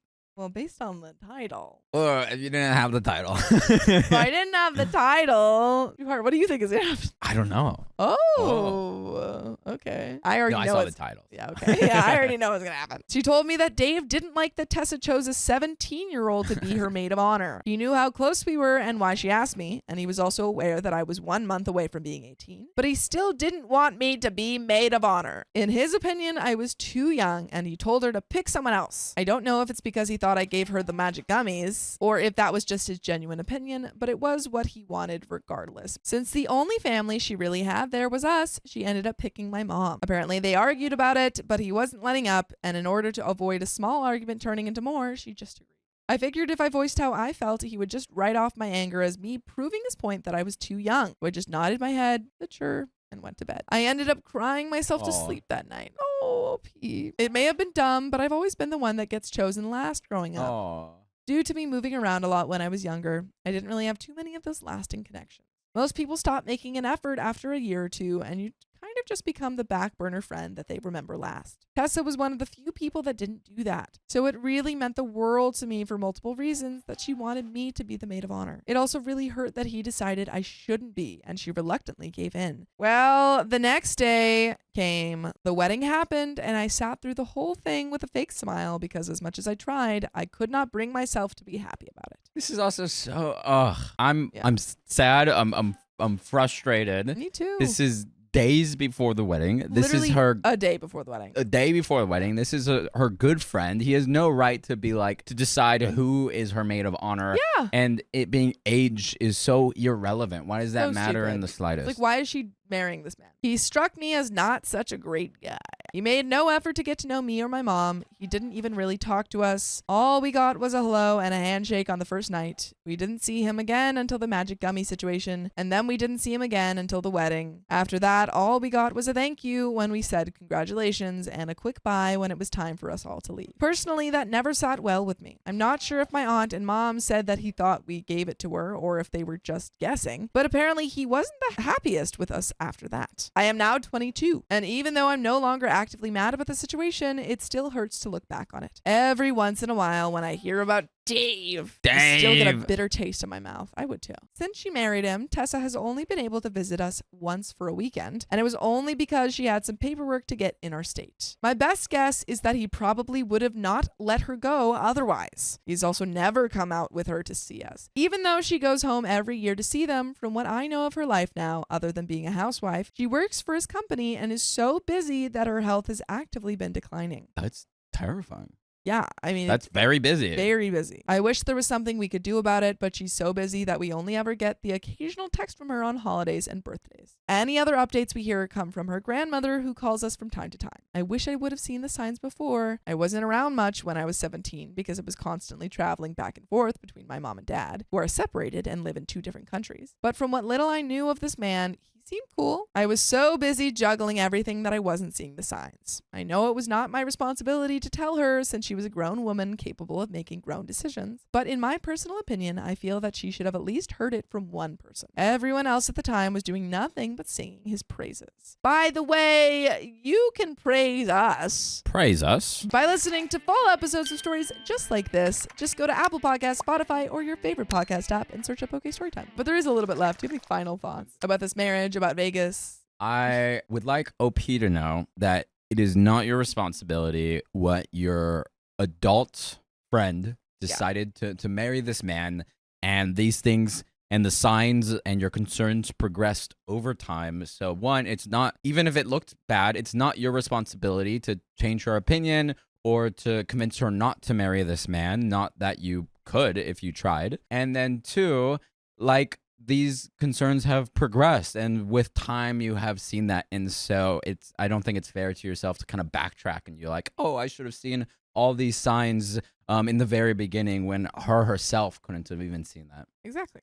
And again, you were like 17. And also, I think there is room to to have a conversation with your friend, and I think instead of so. like And say, blaming or yeah. anything, just be like, I feel been noticing concerned signs. because of this and this. Like, can you clue me in? Like, what's going on? Absolutely. Just saying, like, I haven't seen you in a long time, and Yeah. I just want you to know that, like, you need a place to stay. If you need someone to talk to. It's now been years since I've seen her, and other than the few updates I get now and then, I don't know much about how they are now. So here's where my title comes into play. Am I the a-hole for still holding a grudge against Dave even after 5 years? What are your opinions on the story? Do you think I'm wrong in how I think of Dave? And what do you all think of the situation? I never really had anyone to talk with about this specific situation because me and my mom aren't very close. So I'd love some input. Thanks for reading. And that is the end of the story. No, I don't think you're the a-hole. Again, you were 17. You were a child in a situation where 2 adults were getting married and maybe not the best match. And regardless, you haven't had anyone to talk to about this situation, and it meant a lot to you. This person was a good friend. You haven't had a long history of good friends sticking around, and I can imagine you feeling kind of let down, not only by Dave, but by your friend. And so it's totally natural that all those emotions are kind of grouped around Dave. And also, even after the fact, you kind of lost a friend who I haven't seen for years because of this marriage. So it makes sense that you're holding this grudge and that you're upset. Exactly. But that is the end of the story. My wife is upset because I let our daughter watch a horror movie. The horror. The horror. I, 40s male, have 3 kids, all girls. We are going to my brother's wedding soon. My oldest is 12 and was upset that she is going as a guest while her sisters, 6 and 8, get to be flower girls, which she's never been. By the way, this comes from Desperate Dad 5763, and if you want to submit your own stories, go to the r/OK Storytime subreddit. I'm Carly. I'm Dakota. I'm Keon. And we're here to give good advice goofily, but we don't have all the answers. We only know what we would do, so let us know what you would do in the comments. And OP says, we have been trying to find something nice for Leah to wear, but she has not been enjoying the dress shopping process. Someone suggested we do something fun afterward as a reward, like going out for lunch, taking a friend, or seeing a movie. Her friends are out of town, so I suggested we go shopping first and then see a movie. We got the dress and headed to the theater. Leah wanted to watch 28 Years Later. It is R-rated, and I was not really okay with her watching something like that. I suggested Superman, Lilo and Stitch, or taking a rain check and watching Fantastic Four, but she was set on 28 Years Later. I figured, why not? I watched R-rated movies when I was her age. The only person who would have an issue with it was her mom, and she was working, so we went. Well, my wife found out, and she is furious. She says it was irresponsible of me to let Leah watch that movie and that we should have done something else. Her stance is that I should have guided us toward a more appropriate activity instead of just going along with Leah's choice. I don't agree. First, the movie was the incentive that got Leah to agree to dress shopping without a meltdown. Second, since she is too old to be a flower girl and already feels left out, I figured she deserved to do something more grown up. And she handled the movie fine. She actually loved it. But my wife thinks it was all a bribe and says I should not have done it. Honestly, if it was that big a deal, maybe she should have taken Leah shopping herself, but I'm rambling. Am I the a-hole for taking my daughter to 28 Years Later as a reward for cooperating with shopping for the wedding?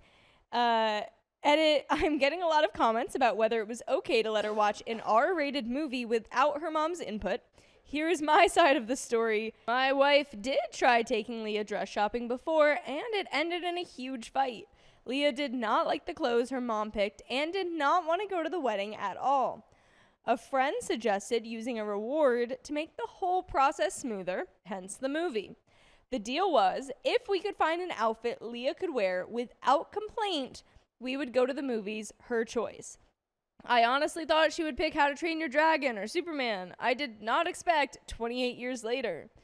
Some people said I should have taken her home when she would not choose a different movie.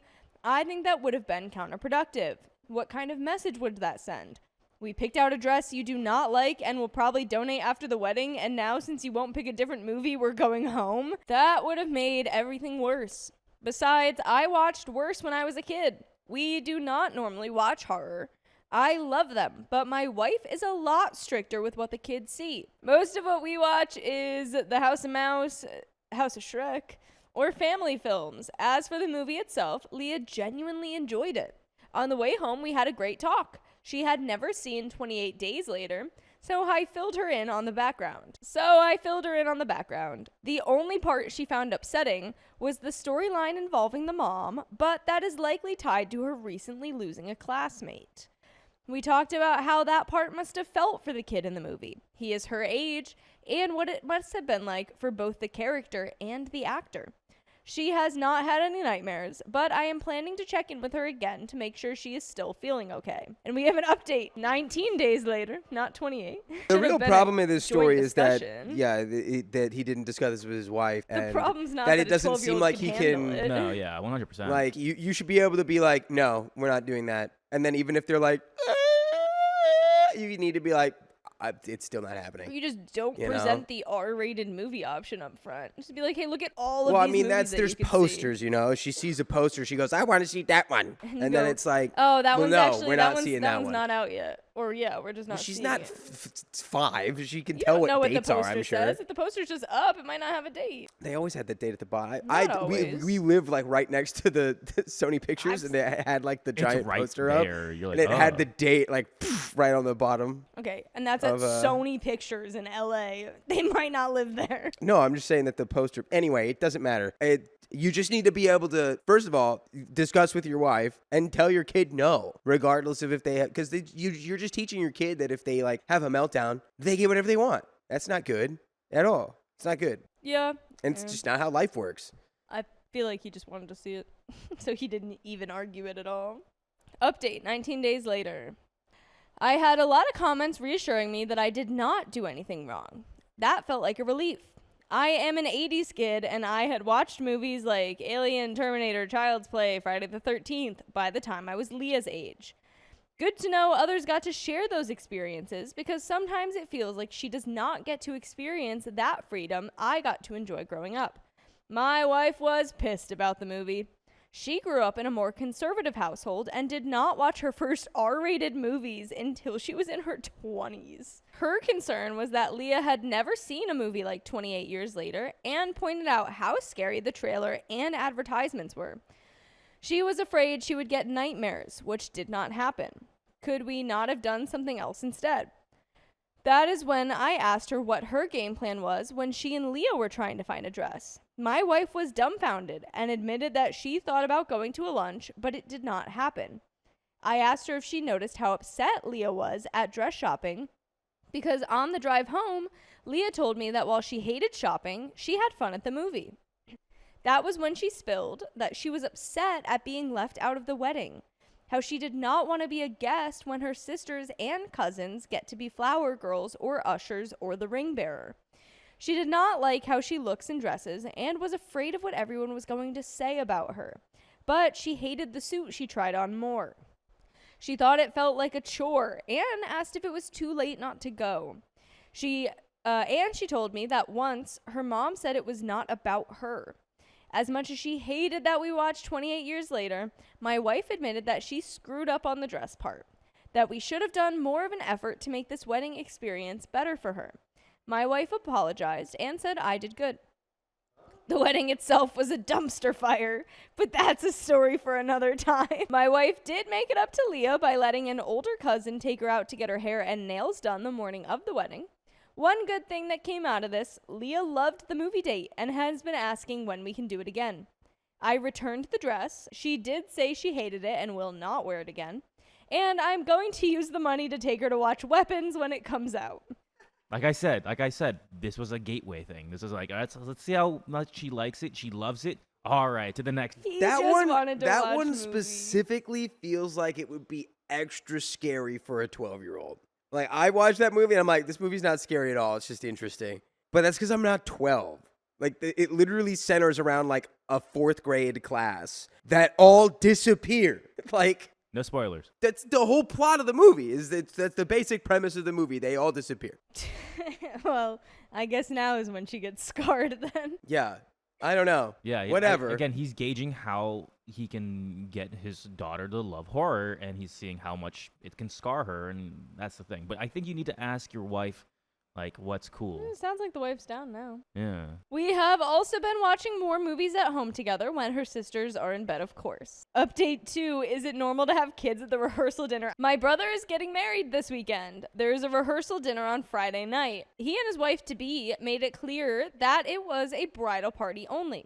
My wife and I took it to mean adults only. However, my brother is now telling me that it includes the kids in the party, aka my 2 younger daughters and a nephew, and that his wife cannot wait to see them at the dinner. We have another kid who's not in the party.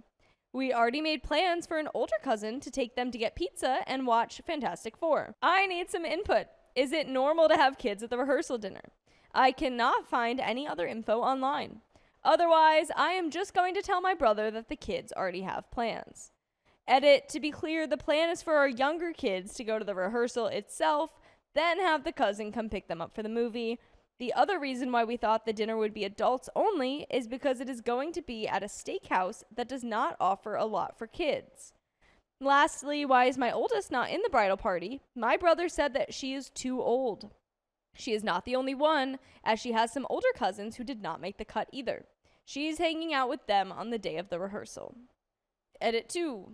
I just got off the phone. I asked my brother what he meant by bridal party only and kids in the party. He said that the rehearsal dinner was for everyone who went to the rehearsal and their parents. I asked if my oldest could come, even though she is a guest. He said no, because his wife's family is paying for it. The restaurant is really pricey, and they want to keep it to people who are actually in the wedding. My wife apparently got a pass because of our 2 youngest. What a crock of crap. I told my brother that, sorry, the kids already have plans for Friday night, but my wife and I will be there. Okay, update 3. Yeah, how are you going to exclude an actual? You're like, yeah, no, I don't know. It's a really pricey restaurant. We can't afford like a child-sized portion. Yeah. You know, just a kid's meal, you would say. You're going to have to exclude your child. No, child-sized portion, Keon, come on. She just hasn't earned it, nor does she deserve to be with her family for a meal. Weird energy. Update 3. The wedding coordinator screamed at an usher, leading us to walk out.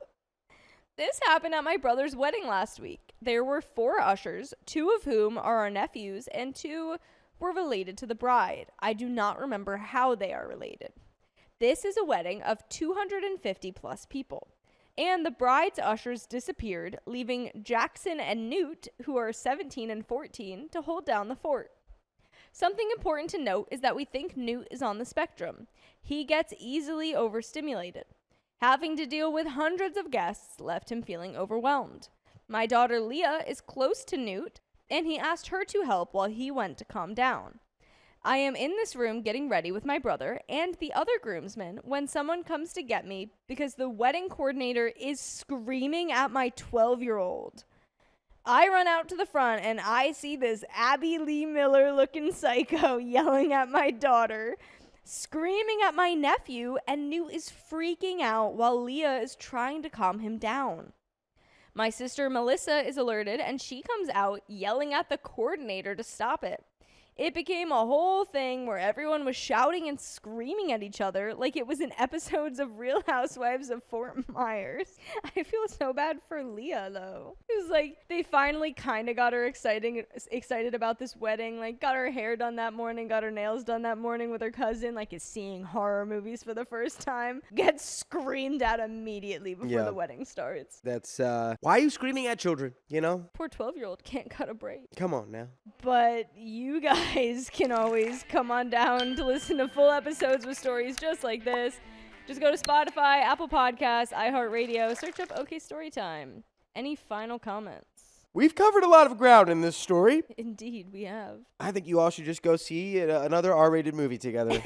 Introduce the 2 young ones. Yes, get them all watching R-rated movies. Have them watch Alien, you know? That one, you can just be scared for the rest of your life. Oof.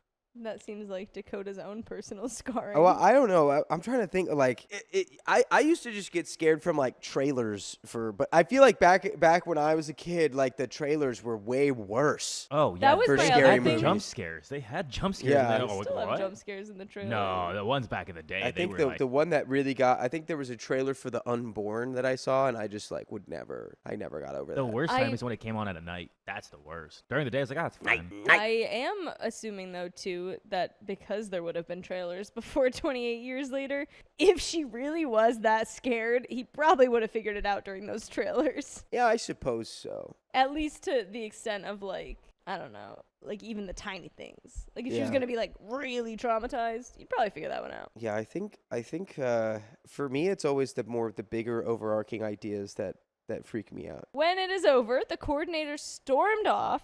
Newt is freaking out, and Leah, Jackson, and Melissa are furious. Melissa decided then and there to take the boys home. Leah wants to go too, which me and her mom gave her the okay. Several of their cousins also decided to walk out. We ended up leaving immediately after the ceremony. The bride was furious that half of the attendees, mostly on the groom's side, ended up not coming to the reception. As for the two other ushers, right now the bride and groom are in trouble with the venue because the ushers were found smoking on the grounds. We live in Florida, and what they were smoking is not legal recreationally. That is the end of that story.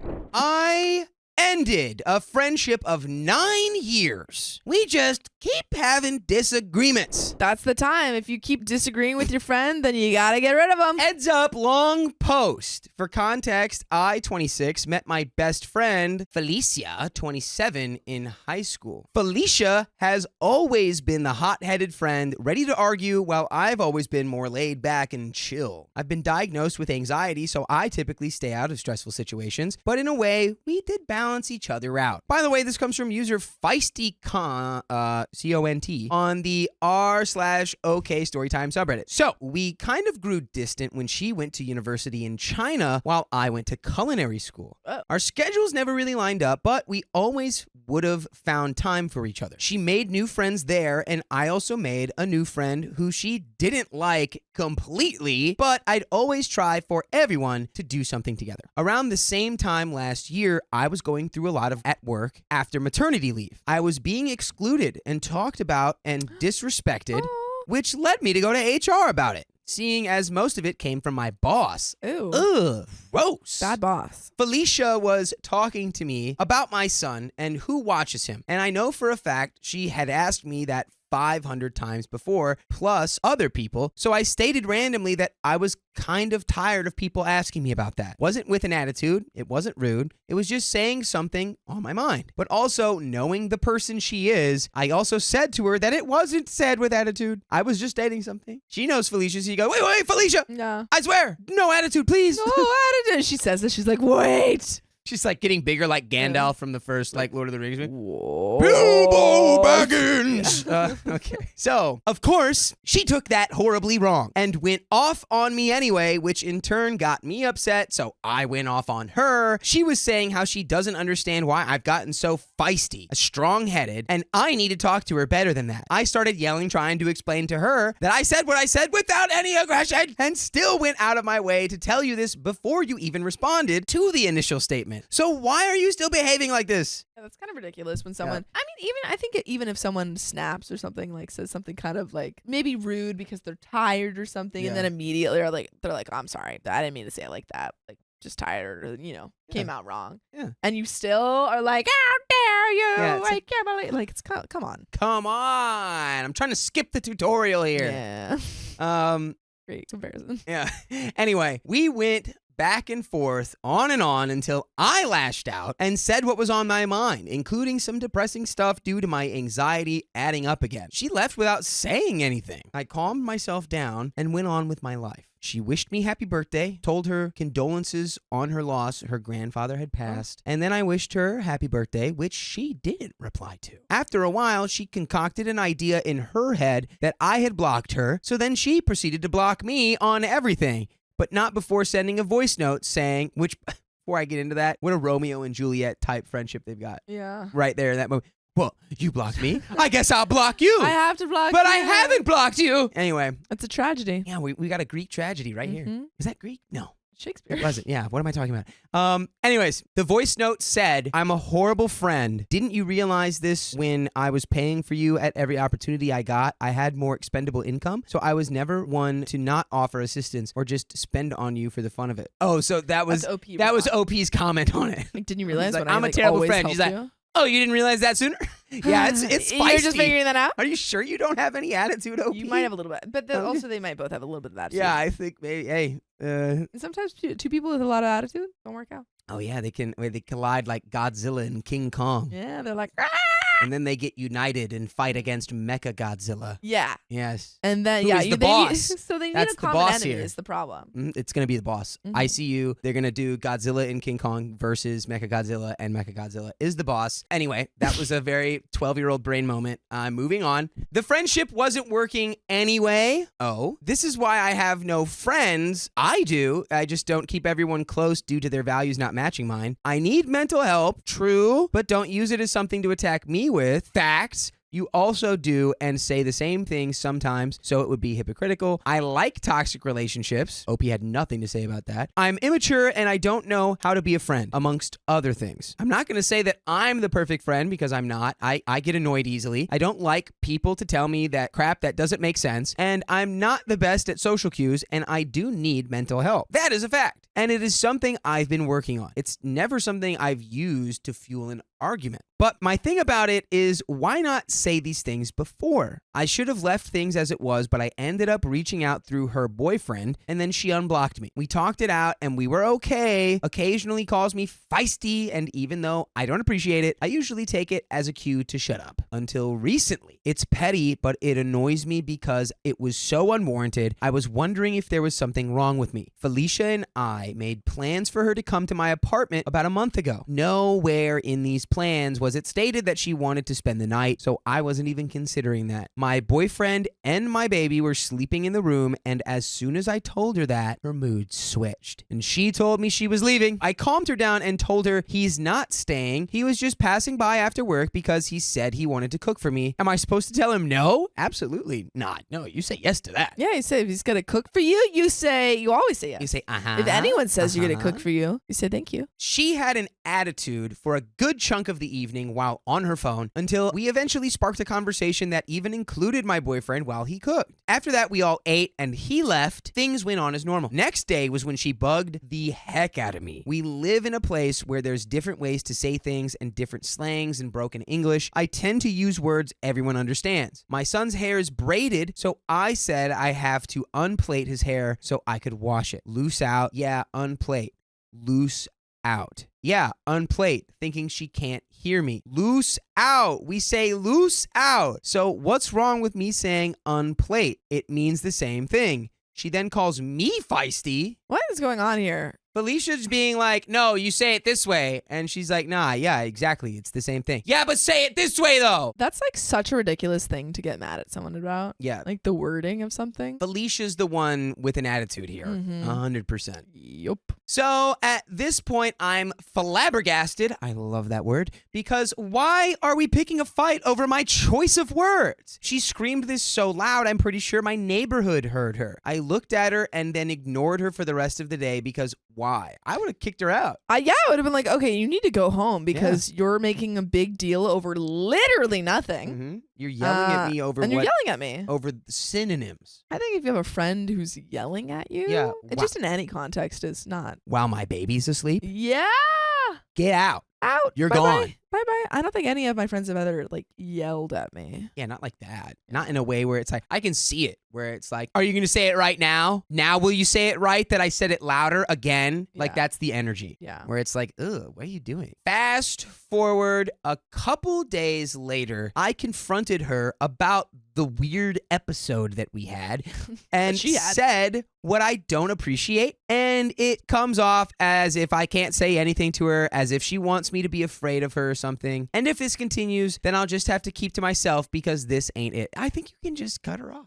Yeah. I think probably it's from what we know in the story, it seems like OP does not have many close friendships. Mm-hmm. For one reason or another, we don't really know. But it seems like because of that, OP is trying to save this like one close friendship that she has, Mm-hmm. and is like giving her Felicia more chances. Yeah, it might just be they've been friends for so long that it's like Yeah. you're just kind of used to it, and now that they've become more toxic, you're like, Oh, this is getting to a point where like- I can't just let it slide. yeah, it's happened to me before where it's like I had some jokes with some friends, and then at some point I'm like, wait, is that still a joke? Yeah. Because the way you said that didn't feel very funny to me. Yes. No. Sometimes yeah. I had a friend like that who like literally like one time like swore at me in a group chat that we were Uh-huh. at, and I was like, doesn't feel like a joke. Yeah, that one felt like you were just Felt blowing up my personal. spot in the Yeah. group chat around in front of all Yeah. our friends. Just felt rude. But you know who can blow up our spot Yeah. whenever they want? Yeah. Y'all. Blow it up. Every last one of you, every time we go live, every weekday at 3 p.m. PST on YouTube, Facebook, TikTok, and Twitch, all you got to do is tap our profile and you can blow up our chat as Blow it much up. as you want. Mm-hmm. So before we finish this story, because there's a little bit left, I mean, Yes. we kind of have, we've kind of touched on it, but I think the best move is to just kind of let this friendship be in the past now. I think so. I think if she's yelling at you, and it just seems like a really exhausting friendship, that you could be focusing that energy on like other friends. Mm-hmm. Yeah, and like Yeah, finding a friend that absolutely. you are more in line with, because there will be one. Yeah.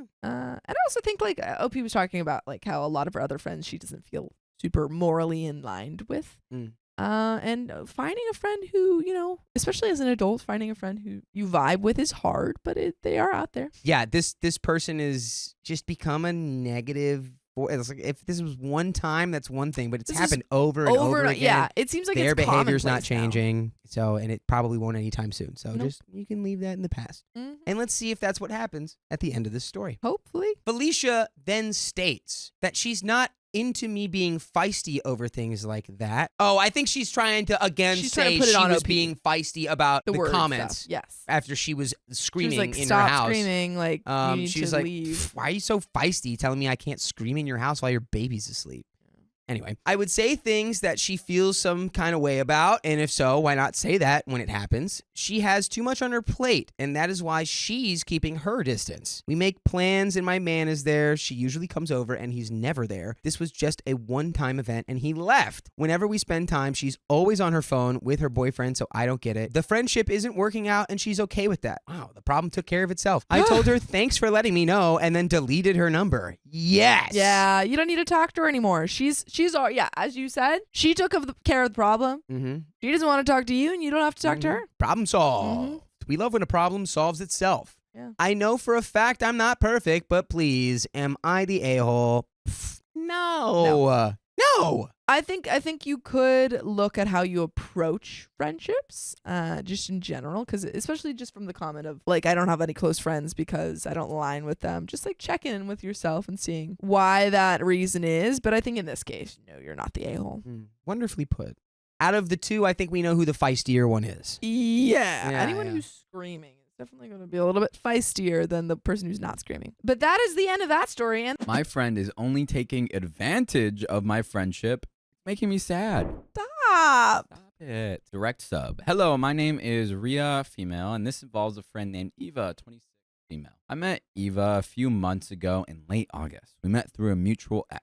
Eva and I got very close super quickly. And by the way, this comes from u-lonelybone at 11. If you want to submit your own stories, go to ROK Storytime subreddit. So we are both into art. We both paint and make jewelry together. My friend and I often sell at various vendor events around town. We even have an art show coming up where we will both have some art pieces on display. When I first met her, she had no job, drank too much, and smoked too much. So much that she embarrassed herself at this vendor event where we helped this band sell merch. I was also embarrassed. I did have a conversation with her the next day to tell her that things needed to change or else our friendship could no longer be. In the upcoming weeks, she changed a lot, at least in front of me. She didn't drink like I would see her in the past. She became a little more responsible with our vendor events. However, she was still very forgetful and still smoked a lot, but that's on her. Usually, for our events, I am the one who drives us, and if I happen to get hungry, I also have to buy her food because she doesn't have any money to get her own. We usually do share a table, but I usually have more of my stuff set up because she doesn't really create too much art like she used to before I knew her. She seems to start something and then leave it there and begin on something else. So she is constantly just reselling her old merchandise that hasn't sold. I do like having her as a friend friend because she is the first person that I actually got along with really well in regards to having things in common, such as music, art, and creating. I've allowed her to come spend the night at my house when it is near an event so that we could plan what we're taking and create a few pieces before going. We recently signed up for an artist event where we have to draw something original and it would be up for sale. I got my art in time, but she did not,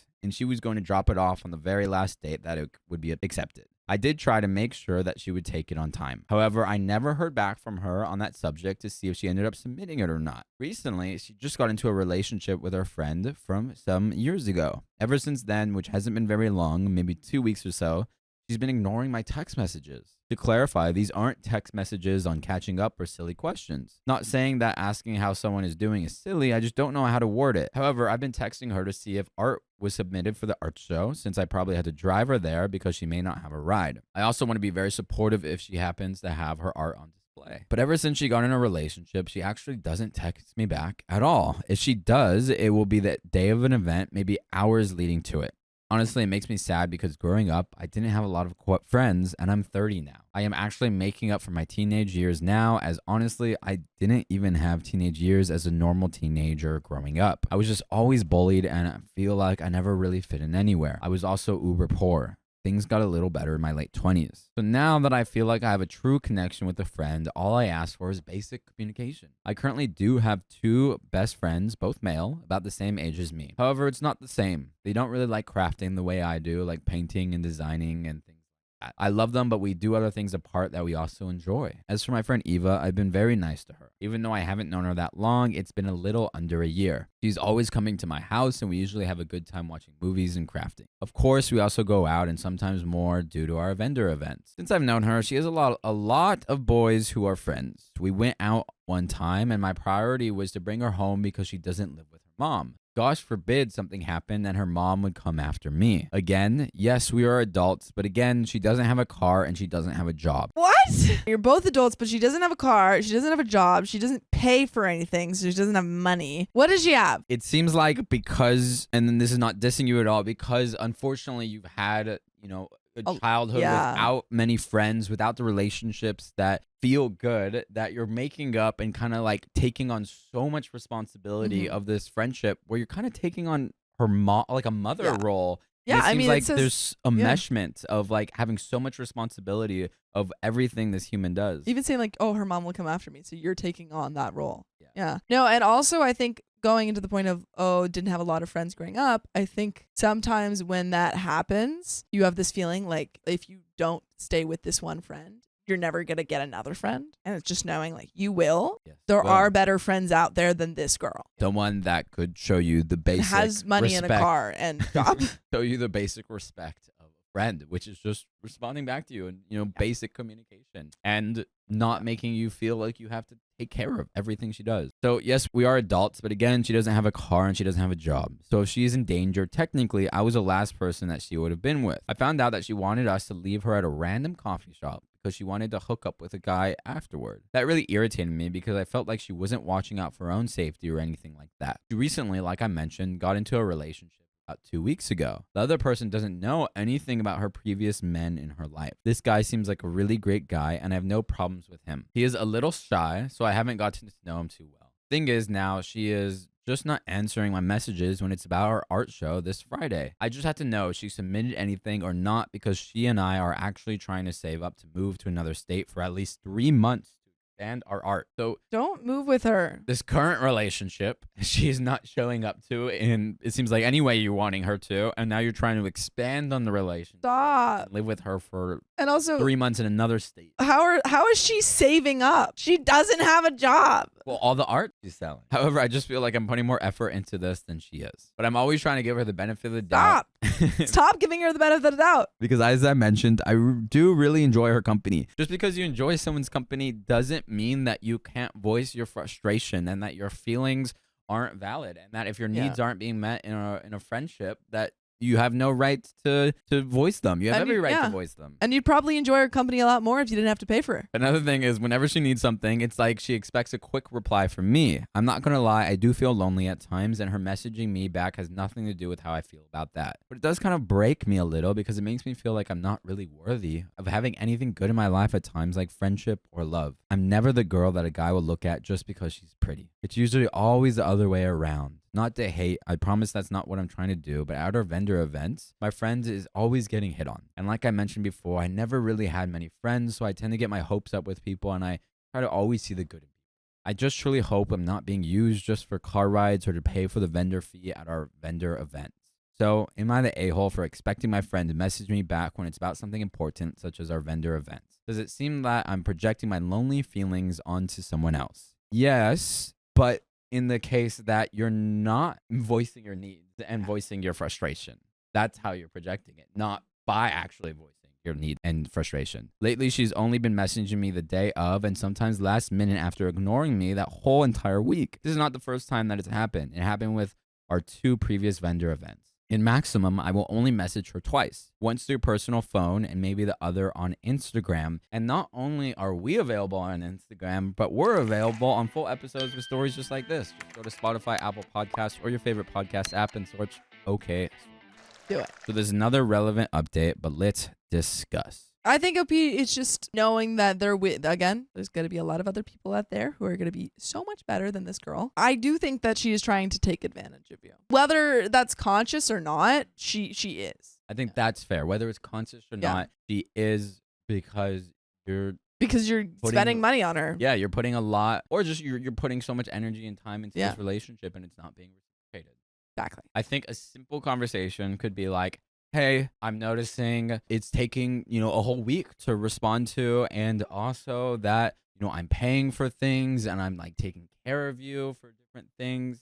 I'm feeling, pretty like kind of, you don't have to say taken advantage of. It's a little blaming, but you could feel like I'm feeling like frustrated and upset, and I'm wanting to have like a reciprocal relationship with what's going on here. Mhm. Like bring some curiosity. I think like voicing it like that, it would be great. I don't like being very pushy because I do believe that she's also a grown adult and needs to take care of her business and not just have someone else remind her or take care of it for her. In regards to the friendship, what should I do? I like her a lot, but feel she's not as responsible as she should be. You should have a conversation like I just said. Yeah, we already answered your question. Already But knew. I wish you all the best, and I hope Yeah. that conversation goes well. Look, and also, it seems like you have a lot of belonging wounds, and I could relate. And I think when those wounds show up, it's like when there is connection, there's like this grasping. Oh, in my past, when I didn't have, relationships that felt good, there's like our biology craves human connection so much so that it's willing to suppress our own expression or suppress our own emotions when we have that, and to kind of like take way less than we deserve. And it seems like that's happening here. So again, Sophia pointed out greatly that there are other people out there, and that there are people that could provide a safe connection that feels good, that feels nourishing, that can feel reciprocal. But that is the end of that story. I backed out last minute because I refused to sleep on a mattress. What's wrong with an air mattress? I, 27 female, and 3 friends made a last-minute plan to go to the mountains this weekend. Our group is a couple. Let's call them Jay, 27 female, and Sam, 32 female, and 2 single friends, me and Alex, 26 male. By the way, this comes from Agent Olympus, and if you want to submit your own stories, go to the r/OKStorytime subreddit, and I am Angie. I'm Sophia. And I'm Riley. And OP says, we actually found a good Airbnb at first. It had 2 bedrooms, one with a king bed, and one with 2 single beds. Alex and I were totally fine sharing the second room as long as we had our own bed.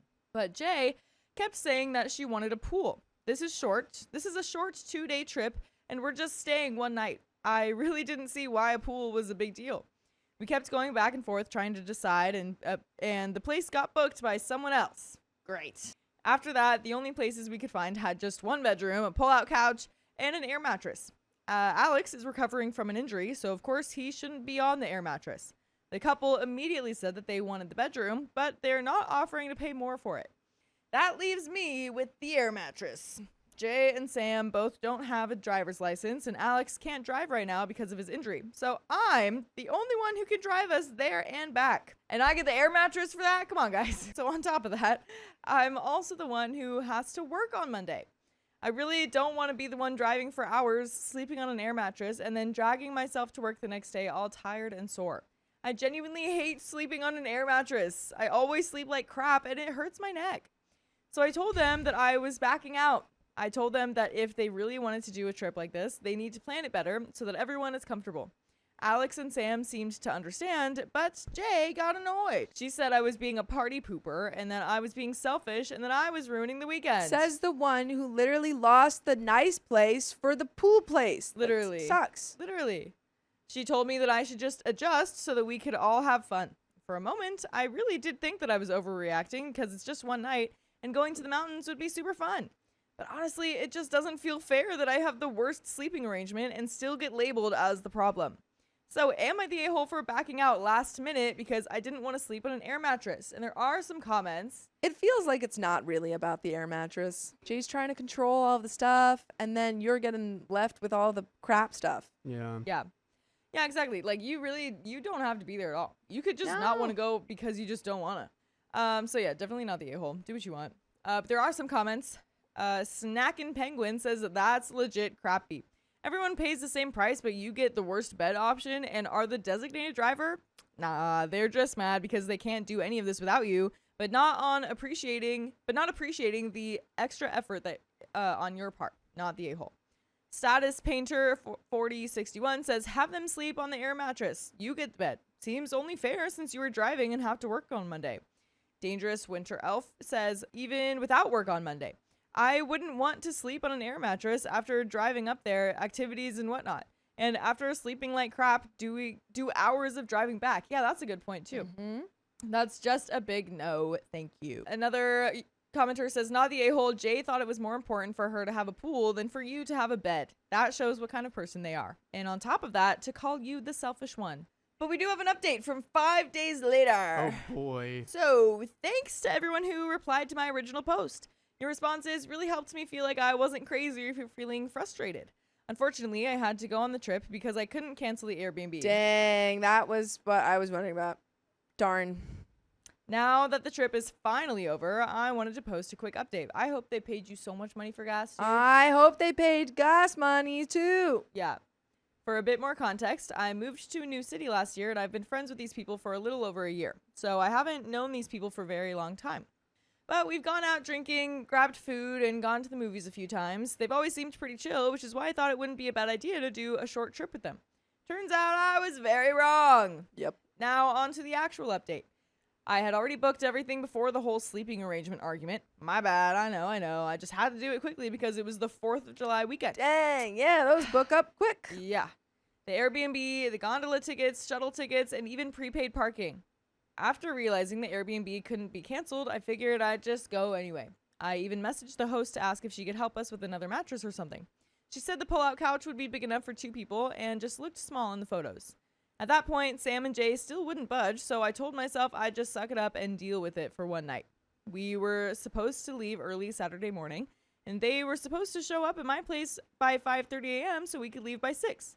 And all of them only reached around 7:15 to 7:30, so we ended up starting the drive late. Oh, it's pissing me off. We only got to the town around 1 p.m.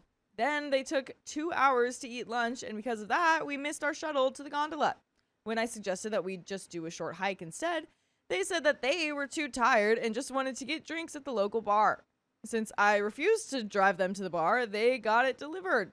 And they stayed up drinking on the couch, aka my bed for the night, and didn't let me sleep until 2 a.m. Dude. I literally would stop being friends with these people. They got absolutely wasted and told me that they weren't going to the lake the next morning and then passed out on the couch/floor. I did get the bed, but at what cost? LOL. I woke up at around 7 a.m. to cancel our shuttle tickets and started cleaning up the Airbnb before our 11 a.m. checkout. They didn't wake up till 10:30. And I had to beg them to get dressed so that we could check out on time. And poor OP's the one who's paying for all of this. Yeah, exactly. Yeah, it's on her thing. I was so done at this point, so I drove them all back to Alex's place and went home. So we did absolutely nothing on the trip except take a 16-minute gondola ride up and down a mountain. No one has paid me back for anything. Of course. I am Of course. so angry for Yeah. OP. I'm so angry. My goodness. Not for the Airbnb, not for the gas, not even for the tickets. You were all right. I was just the driver and just someone who helped make their trip cheaper. I don't think I'm going to be hanging out with these people anymore. I'll wait to get my money back if I ever do, and then I'm done. Literally, do not stop bothering them about it. Absolutely. Say like, hey, this is how much it is. This is how much it Yeah. is. Dude. Please send me the money. Right. Send me the money. You're not going to be friends with them afterwards anyway. Who cares if they don't like you? So piss them off. Yeah. Show up at their house. You know where Yeah. they live. Just be like, I'll hey, give me my I need money. money right now. I need my money. Yeah. I'll drive you to the bank so you can give me money. Yeah, if I you won't even need to charge do you for that. gas to drive to the bank. Yeah, exactly. Just give me your money. It feels kind of sad because these were some of the first friends I made since moving to the city, but honestly, life's too short to spend around selfish, inconsiderate people. True. Deep down, I already knew this trip would be a mess, but I had to learn it the hard way, I guess. Hopefully next time I'll spot people like this a little earlier. Lesson learned. Yeah.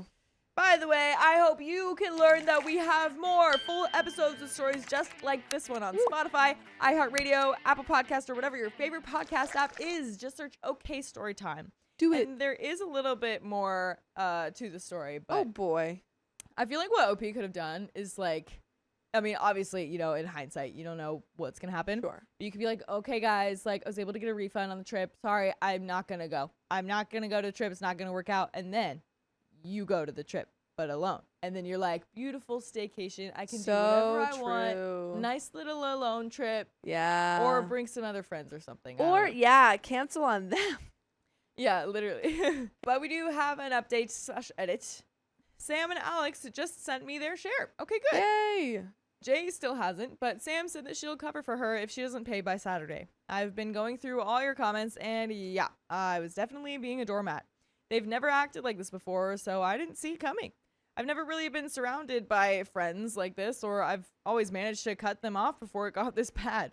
I'm definitely going to stand up for myself more from now on. Thanks, guys. And there are some comments, but OP don't respond to them. But yeah, good, great, Yeah. OP. Good job. You Yeah, did it. you did it.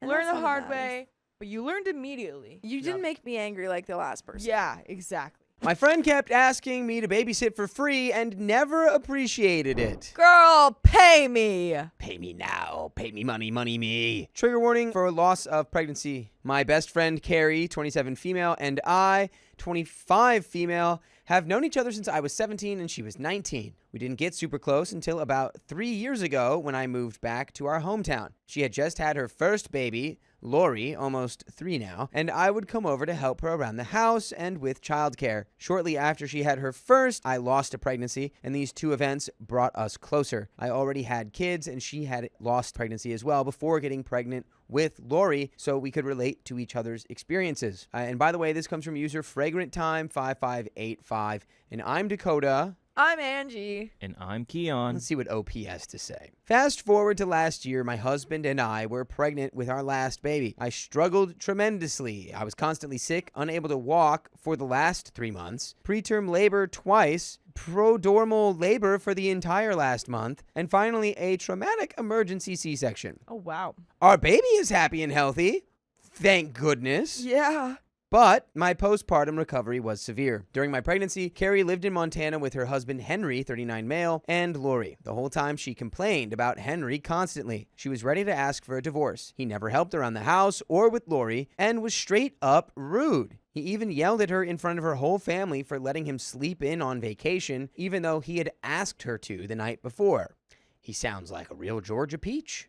Mm-hmm. She talked to him about his behavior and suggested therapy, but he refused and made excuses about being overwhelmed with work. When they moved back and got their own place, he started up again. Here's the thing. No matter what I was going through, hard pregnancy, traumatic birth, severe postpartum depression, where I couldn't even look at my own son without crying, I still put her problems before my own because I was concerned for her. When I was only a month postpartum, Carrie asked me to watch Lori for a couple of days while she and Henry went to North Dakota. I'd watch her from 7 a.m. to 4 p.m. When I said yes and asked when, she said, "Oh, right now. We're leaving in 30 minutes. What? We got to plan ahead of time." I literally changed myself, my newborn, and my 3 older children, rushed to her house, picked up Lori, and got my older 2 off to school. When I got there, I said hello to Henry in a bubbly but tired voice. This man walked past me without a word, not even a hi or thanks for dropping everything to watch my kid. I watched Lori for 2 days, and on the last day, Henry picked her up at 8 p.m. I had fed her dinner, bathed her, and gotten her ready for bed. When I noticed her poopy diaper and offered to change it, he gave me a grudging thanks, and that was it. So, that's when we just, lose these people. Yeah, Or, dude. lose doing favors for them for sure. Right. They do not seem like good people, and they're obviously not good parents if they're not planning ahead with this stuff, and not appreciating any sort of help. What is this? Yeah. That's terrible. It's crazy. Oh, yeah, you have to come right now. We're leaving in 30 minutes. You can't drop your kid off, perhaps? Didn't Literally. even plan for that? Yeah, you wouldn't even. That's yeah, crazy. Yeah, And you have your own true. kids. You have to worry about your own stuff right now. Yeah. I know that you guys became closer over traumatic circumstances, but you need to be able to focus on your own stuff. Yep. You are the most important. You can't help anybody if you can't help yourself. Exactly. And again, I think it's getting more prolific, but no is a full-on sentence. You can say It's no to true. these people. Yep. It's okay to say no. You don't owe these people that.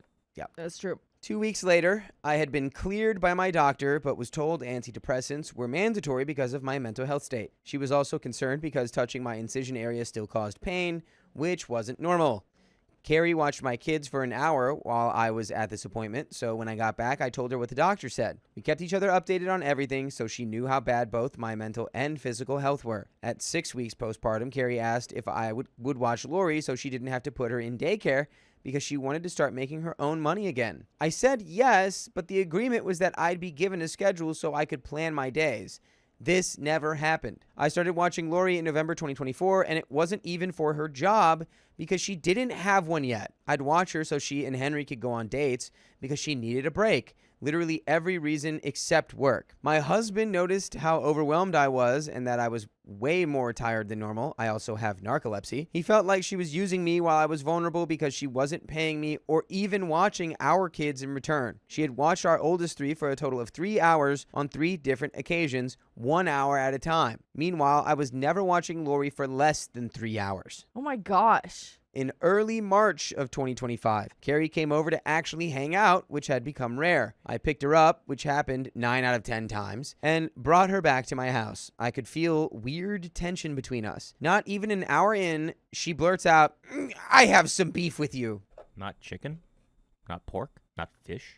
Well, let's tenderize that beef, baby, because what are you talking about? Let's marinate that beef. What? Yeah. What? What if I'm a freaking vegetarian, huh? Then what? You have beef? That with I'm a me? vegetarian, and I know I'm not freaking scared of you.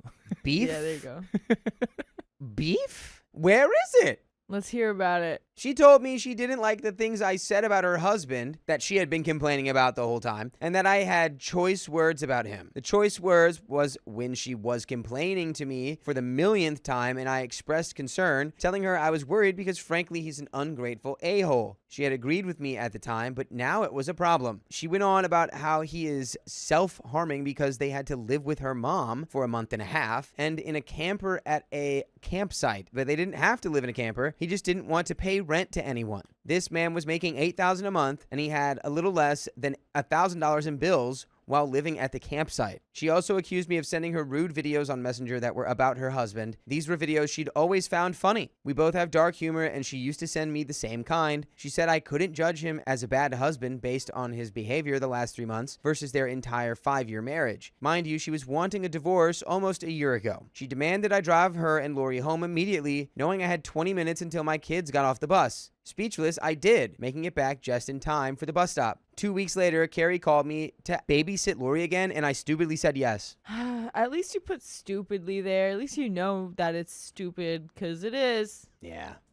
That's like okay, I'm going to lose your number, bye. Trauma bonds are funny, Yeah. but this is not a real friend. This is not It's how not. real friends act. This is not how real friends treat each other. This is not how real friends behave with one another. Yeah, because obviously it's like something very unstable's going on at their home. I mean, one, just like with how she's acting and how she's like never planning ahead with this childcare stuff, but then also too with all of that info about her husband, it was like, or that she was just like all of the sudden had a problem with any sort of choice words or funny videos against the husband. It's like, okay, I feel like if Carrie like actually did think those things were funny in the moment, and it's been a while of them talking about those things and stuff, I feel like the husband found out about it and suddenly was like, that's terrible, you need to stand up for me. And then now I feel like that's what this switch of this turnaround is here.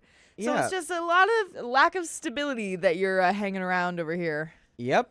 Yeah. When I asked when, she said today, right now, until 8 when Henry can pick her up. She wouldn't be off until 8:30, and I needed to pick Lori up at her workplace. They were already there. I told her I had to get the kids from the bus stop in 10 minutes. She had the audacity to say, well, hurry up. I need you here in less than 30 minutes. I got the kids from the bus and started driving to her workplace. In the parking lot, my mom called. She and my dad were stuck on the side of the highway and desperately needed help. I told Carrie there was a family emergency, and she said, well, you're still taking Lori. I explained I only had room for my kids and parents. She asked if she could keep my oldest because she listens better. I said, no, it wasn't fair for Lori to see my parents when my oldest couldn't, especially since we couldn't see them. Carrie got pissed and asked what was so important that I couldn't watch Lori. I explained their truck had broken down and they'd called a tow truck but needed rides to multiple places. She huffed, and I was almost in tears. She called her dad, and the first thing she said was, hey, can you watch Lori? My babysitter got here and just canceled on me. Her dad knows who I am, so she could have used my name instead of babysitter. I cried almost the entire way to my parents, but brushed it off so my mom wouldn't get upset that someone made me cry. After helping them, I picked up my husband and we decided to go out to dinner since he'd only been home 10 minutes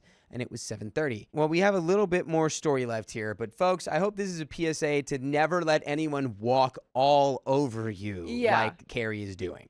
Yeah, if I'm talking about anything with someone and they're huffing and puffing at me on the other side of the phone, I'd be like, what am I listening to right now? Who is this? Not my friend. Not anymore anyway, because what? Yeah, I guess you can hire a babysitter with all the money your husband's saving living at the campsite. What's going on with that? Yeah. There's so much going on there that is just such a mess, and it does not need to involve you. Not You at have your all. own family to worry about. You have your own kids, and it'd be different if this was your best friend for life, and Right. like you and loved she each did other. this for you too. Yeah, and this was a mutual thing, Yeah.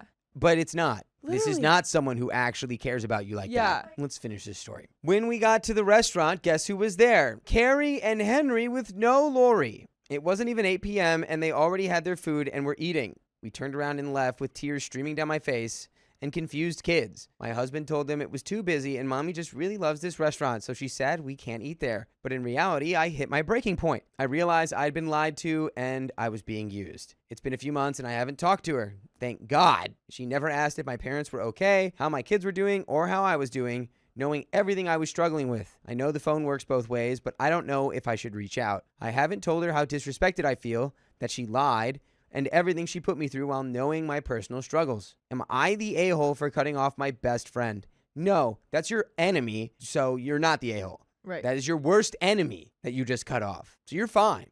Yeah. You're golden. All I want to know is whether I should reach out to her if I'm the a-hole for cutting her off and leaving her with no babysitter, or if I should just leave it as it is. Just leave it as it is in its complete silence. Do not reach out to her. Never speak to her again. If she calls you, block it. If she texts you, block it. Yeah. She doesn't care. Yeah, because it kind of sounds She like doesn't care. you didn't cut her off. She just didn't care to ask you about your life at all. She literally showed you. You heard her say that you were her babysitter. The dad knew who you were. She could have used your name, but she called you her babysitter. That's what she thought of you. You should believe that. That wasn't just a slip up. That was how she saw you. Right. I refused my fiance's wedding wish. Now our marriage might be over already. You're not getting your wish. I'm a 30-year-old woman. I have been with my fiance, Sarah, for the last 5 years. We are the same age and we met at grad school. When I was 13, my loving dad passed away. He left a decent amount of money for us. My mom, within 6 months, got engaged to a guy named Bob. Bob had a daughter around my age. By the way, this comes from Deleted, and if you want to submit your own stories, go to the r/OKStorytime subreddit. And I'm Angie. I'm Sophia. And we're here to give good advice goofily, but we don't have all the answers. We're just going to guess what we would do in this situation, but let us know what you would do in the comments. So, my mom married Bob within a year of my dad's passing. Bob really hated me from the start and didn't even try to hide it. He was saying stuff like how my mom should have sent me to a boarding school, how if it wasn't because of my dad's inheritance, he wouldn't have me in his house, and he called me a slur because I was in our school sports team and very athletic. He multiple times told my mom that he doesn't feel safe when his daughter is around me, but I wasn't even around her yet. He used this as a reason to exclude me pretty much from everything. My mom, on the other hand, was going above and beyond to prove to Bob that she is the new mom for Bob's little princess. They ended up having 3 more kids. Wow. Basically, I was a roommate who did babysitting for my mom and her new family. I never had a birthday party or a special day. My dad's sister was amazing to me. I was at their place all the time. She and her family had birthday celebrations for me, and my mom was making excuses not to show up, and of course, the rest of them never showed up. I was really my aunt and uncle's daughter. They were amazing to me. When I left for university, I contacted my mom a few times, but she was always busy, so I just gave up. Here's the issue. Sarah, my fiance, comes from a very family-oriented background. Family is everything to her. Her family asked about mine.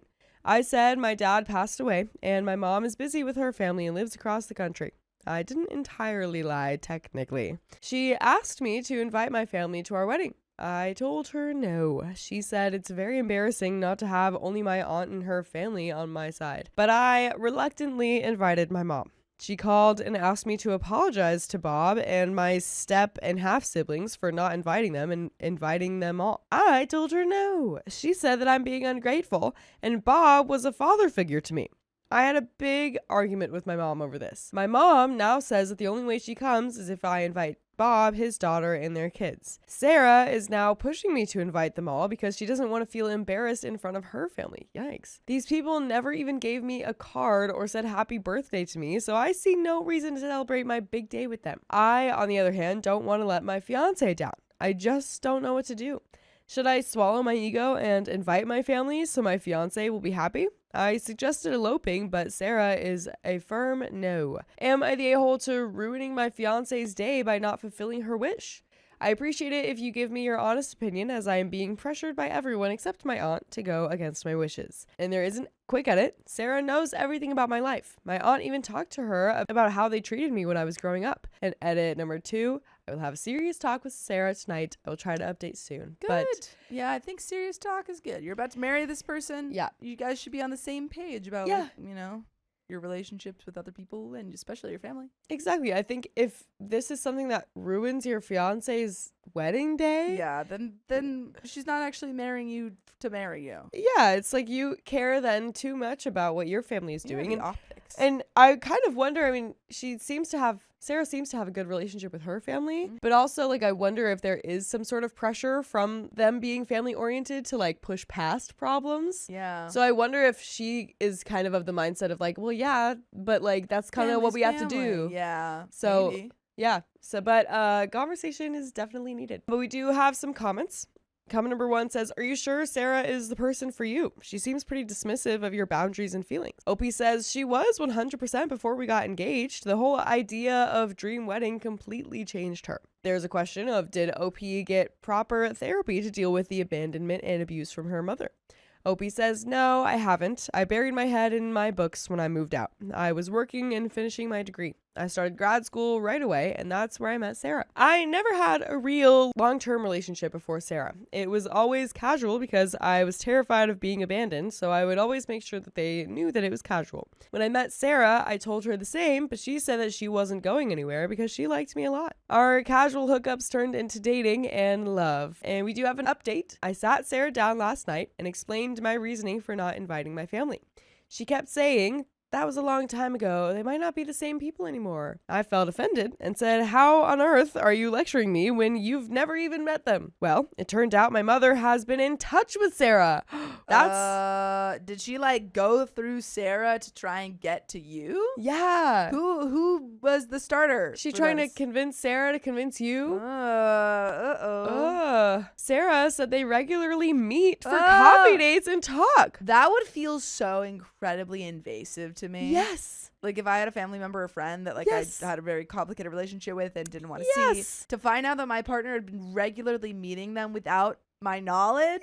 Yeah. Even if I had a good relationship with this person, I'd be like, Yeah, oh, that's like, weird. that's fine, but like, that's weird that you didn't tell me this. Like, absolutely. I was about to cry because I was so angry. My mom changed the whole narrative, saying Bob was a father figure, a good, protective dad, and that it was me who didn't love him back because apparently it's my thing to play the victim. She claimed my aunt manipulated me and stole me from their family, trying to be a replacement for my mom. According to her, it's all about my mother. I screamed, "Are you for real?" Ask her next time on your coffee dates why I never had a birthday party growing up. Why was there never a gift under the tree for me? Ask Bob if he even knows when my birthday is, since he was such a loving dad. Why did my aunt have to pick me up before Christmas Eve because Bob wanted to spend the holiday with his kids, not with another man's mistake? Sarah basically repeated what my mom has told me my whole life. You just love to make a big deal out of everything. Make yourself a victim and push everyone away. Yeah, this marriage is not going to work out. Too many Yeah. lies, deceit, and then blaming you for your complicated relationship. After you explain it and she's Yeah, still no. like against you on this, that is terrible. I mean, even if it wasn't the mom's words, those are like such manipulative words to say to anyone, especially your Yeah. partner. I told her she had no right contacting my mom. She said I was cruel and claimed that she was just trying to help me mend my broken relationship. She even called my mom lovely and said Bob has changed a lot. He's now an LGBTQ ally now that his princess is out. I was floored. An ally? Maybe he should start by apologizing to me for terrorizing my entire childhood. I told Sarah, we are done. I can't do this. Sarah sarcastically said, you just proved your mom's point. Go run to your aunt and let that old witch ruin your life. I told her she needs to find a new place ASAP, considering she's not paying rent. I am. She got mad and asked what excuse I was going to make up this time to justify my BS trauma. I stopped replying. I went on a tirade, breaking our dinner plates. I didn't care. I texted my aunt. She asked if I wanted to spend the night at her place. I said I was fine. Taking time off from work, I cleaned up the kitchen, which was full of broken dishware, in the morning because I didn't want my cats to accidentally get hurt. Sarah is still sleeping. I'm going to see how I can legally evict her. I'm a complete mess, but I'll talk to my aunt and uncle for help. Yes, I am not starting to date again until I see a therapist and work on myself. I can't keep going through this. And there are some relevant comments. Commenter number 1 says, just curious, OP, if your family lives across the country, how is Sarah having regular coffee dates with your mom? OP says, I explained later. That was the lie that Sarah told her parents that I didn't correct. Yes, I shouldn't have lied to them. I should have taken the hint when she asked me to lie. We live in Lower Mainland Vancouver, and my mom lives in Abbotsford, to be exact, if you want to check how far she lives away from us. Commenter number 2 says, where did you think your significant other was when she was gone for 2+ hours on a coffee date with your mom? Yeah. How did she do this weekly without you knowing? OP says, Sarah is between jobs. That's why I stopped charging her rent. I go to the office every day, probably during the day. I'll come back soon to answer more questions. I'm very busy now. And we do have an update. I still get DMs asking for an update. So 1, Sarah moved out. Finally. Her family cursed me and my aunt and uncle as they were packing her stuff. I asked my aunt and uncle to be there because I was terrified of her family, lol. Luckily, they didn't do anything crazy, just a lot of verbal attacks. 2, my mom left me a nasty voicemail. She said that I'm a worthless human being and blew the best thing that happened to me over some childish resentments. She said that that's who you are. Ungrateful, spoiled brat. Her husband apparently raised me, and I was ungrateful. Whatever, Mom. Leave me alone. By the way, I hope you never leave us alone. You continue to listen to full episodes of stories just like this one on Spotify, iHeartRadio, Apple Podcasts, or whatever your favorite podcast app is. Just search OK Storytime. I met with a therapist that I liked, but he is going to retire soon due to health issues, FML. He referred me to his colleague. So, new year, new therapists. 4, I'm not dating. I do a lot of social activities with my friends. Overall, I'm very happy. 5, the next step, who knows? Maybe save my money to take my auntie to a nice vacation. I don't have many plans, TBH. And that's the end of that story. There you go. Wow. I demanded my parents sell their house because they're living beyond their means. Are they gonna come live with you? This story takes place in Ontario, Canada. Okay. Set the scene. The situation started in early 2022. My parents, 70 male and 56 female, owned a home in Mississauga that they purchased in 2006. I, 30 female, believe they remortgaged it once between 2006 and 2022, bringing their overall mortgage to around $700,000, and they probably paid off half of it by 2022. By the way, this comes from Smitten Kilobyte, and if you want to submit your own stories, go to the r/OKStorytime subreddit. I'm Sophia. I'm Carly. I'm Keon. And we're here to give good advice goofily, but we don't have all the answers. We only know what we do. So let us know what you would do in the comments. And OP says, my parents, Janice, oldest sister, 35 female, and Vicky, middle sister, 33 female, were living in this house. I was not living with them, as I own my own condo in Toronto with my husband. The only income paying for the house's mortgage was my father's pension since he was retired. My mother wasn't working at the time, as she had left her job to take care of my father full time since he was undergoing medical treatments at home and needed monitoring. Jan and Vicky were working but were not contributing to the mortgage or paying rent, although they did contribute to some of the bills. Oftentimes, Vicky would stay with her boyfriend in Scarborough as his place was closer to her work. At this point, my parents were in bad financial shape, so Vicky and I kept encouraging them to sell the house. We wanted them to downsize and use the money from selling to buy a house where they could have no mortgage. Honestly, yeah, I mean, it's pretty difficult to be like still paying for mortgage and also have a partner who's retired. Yeah. In 2022, houses in the area were worth around $1.7 million. So they would have made a decent profit if they had sold. I should also mention that my mother decided to take a $100,000 loan to potentially remodel the basement so they could rent it out and generate passive income. It would be, I think, a little less in American dollars, though. I should also mention that my mother decided to take a $100,000 loan to potentially remodel the basement so they could rent it out and generate passive income. One day in March 2022, my mother sent me a listing for a 5-bedroom open house in Niagara Falls. The newly built house was around $1.6 million, with one owner who never moved in. She really wanted me and my husband to take her and my father to see this house. I decided to entertain the idea since my mother was going stir crazy staying at home due to the vid lockdowns. It would give us a chance to get them out of the house and do something, like going to the open house and crossing the U.S. border. My parents saw the house and loved it, thinking this would be an opportunity for a bigger home. I'm not sure why they thought they needed a bigger home, as Vicky wouldn't even live there, since she could stay with her boyfriend in Scarborough. And I had my own condo. It seemed like they wanted a bigger house just for the optics.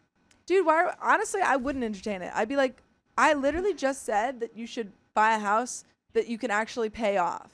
And they'd be like, but it's $0.1 million less. $1 million. My impression of the house wasn't great either. The sinks were low, and the 4 bedrooms that weren't the primary room were connected by 2 Jack and Jill washrooms, if that makes sense. I thought it was poorly built and was not thrilled about the location, as it was far from family.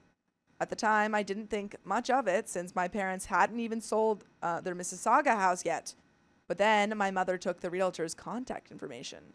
Unbeknownst to me, my mother gave the realtor a $30,000 deposit from her $100,000 loan to secure the Niagara Falls house. Okay. I'm not even sure how the whole transaction happened, as only my father's income would be used. I think selling the Mississauga home was also supposed to play a role in securing this home. I was livid because this purchase was not discussed with me or my sisters for input. We asked her several times to rescind the offer, but she said she would lose the $30,000 deposit if she did. I was so angry with my parents, but there was nothing I could do. Jan was furious as well because she would have to leave the greater Toronto area where there were more job opportunities and find a job in Niagara Falls. Did they also say that they were going over the border? So were they buying a house in the U.S.? Yeah. Okay. Yeah. Since my parents were so deep into their purchase, they needed someone to co-sign. My parents' credit was poor as they'd been put in collections a few times, maxed out their credit cards, didn't pay bills on time, etc. Wow, sounds on the money there for them. Yikes. They got Vicky to co-sign since she had a good income and good credit. My parents like to use manipulation and guilt tripping to make us do what they want. Our whole lives have been this way. Vicky wanted to appease my parents, so she agreed to do it. since there was no going back and they were already invested in this house. She co-signed even though she would not even live in this house. She admits this would be the biggest regret of her life. My parents then used the Niagara Falls realtor to sell their Mississauga house. Looking back, they should have used a realtor familiar with the area and who was local. Since they purchased the Niagara Falls house, they were given a closing date of June 2022. This meant they had to sell the Mississauga house quickly to coincide with the closing. The realtor encouraged my mother to make some updates to the house, painting the walls, replacing some fixtures, and gave her the contact info of a contractor who, it turned out, was related to the Niagara Falls realtor. My mother used the loan to pay for these upgrades. For a couple of weeks, the contractor drove from Niagara Falls to Mississauga every day to work on the house. Yikes. Eventually, the Mississauga house went on the market, but after a few weeks without offers, they lowered the price a few times. Weeks? And added a condition that they would give buyers $15,000 since the basement wasn't finished. My biggest thing, why are you moving from Canada to the US? Why are you doing that to yourselves?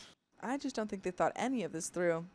Eventually, they received an offer and sold the house for $1.5 million. The finances at this point looked something like this. New mortgage around $700,000 with a 2-year renewal, including the loan my mother took earlier. They also included Vicky's debt in the mortgage, and Vicky would give them a set amount each month to help pay her part. So now, in the Niagara Falls house, it was my parents and Jan living there, while Vicky and I stayed in the greater Toronto area. My mother gave Vicky and me a room to use when we visited. I didn't have much to move, but Vicky did. We told them that we wouldn't be visiting often, maybe 3 to 4 times a year, as the house was about a 2-hour drive away. I would get so annoyed since they were the ones who moved so far away. I never connected with the house. I hated it.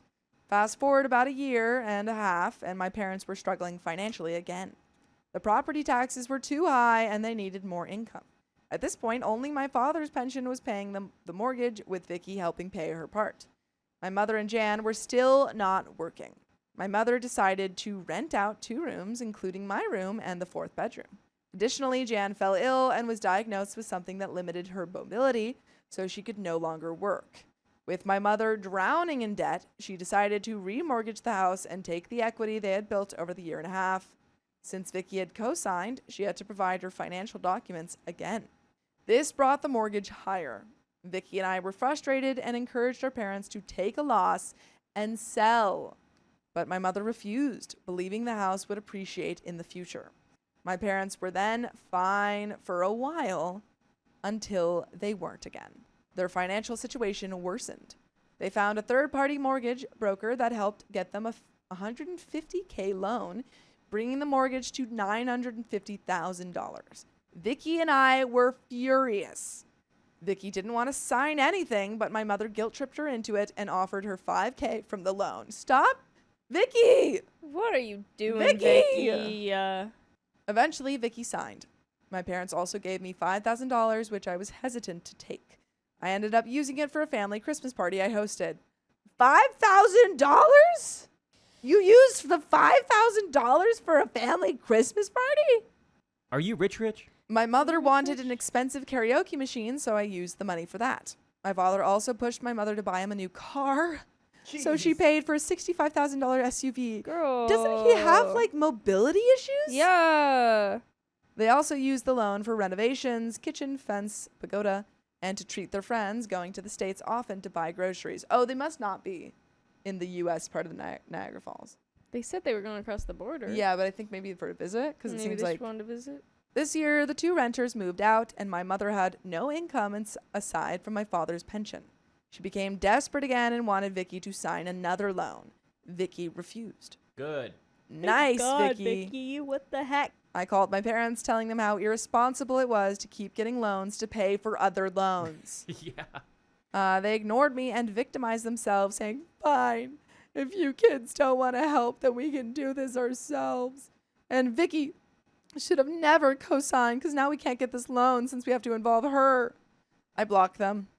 Vicky was still in contact, and they informed her they were going to sell the SUV to the dealership. They ended up getting $30,000, so they lost $35,000. I guess they didn't negotiate. Ugh. They blew through that money quickly, paying bills, their high mortgage, and going out.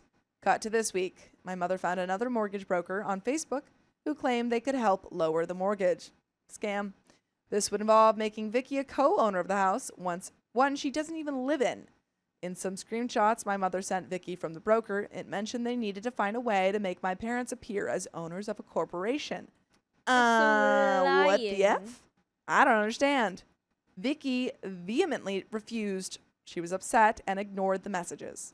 My mother got the broker to directly contact her on WhatsApp, and they started calling her non-stop. Vicky eventually blocked them and deleted WhatsApp. I followed suit. We decided it was time to cut them off. Today in our sister group chat, Jan told us that both our parents were crying because we don't want to help them. Can Vicky cut them off if she's on all the Please. names of these loans? Oh, I don't know. Though? That's a good point. I don't think she can. They're claiming we want them to lose their house, saying we are disrespectful. They are saying that we want them to lose their house and live on the streets in their old age and with their declining health. Go live in your other mansion. Yeah. They're also saying we want them to live on the street while we live in a house. For context, my husband and I sold our condo last year to pay off debt and be financially free. We now rent a townhouse near Scarborough. Jan seems to have sided with them while she was living in the house. I was so emotional I started swearing in all caps, telling Jan and them to F off. I've had enough. I blocked Jan on everything. And please don't block us, because you can listen to full episodes of stories just like this. Just go to Spotify, Apple Podcasts, or iHeartRadio and search up OK Storytime. But there is a little bit left to this story. I love it. Any final thoughts? I just love how they're like, you put us in this position and you're not helping us. Yeah. You did this. You bought two mansions. 2 mansions. Oh my god. After I angrily left the group chat, she posted on social media that people shouldn't take their parents for granted. Are you kidding me? Jan and my mother have always had a rocky relationship. Jan always said my mother ruined her life. I think Vicky and I need to take legal action against our parents to stop them from relying on us. Vicky is extremely distressed and it's affecting her at work. I am losing so much sleep over this and it's draining me emotionally and mentally.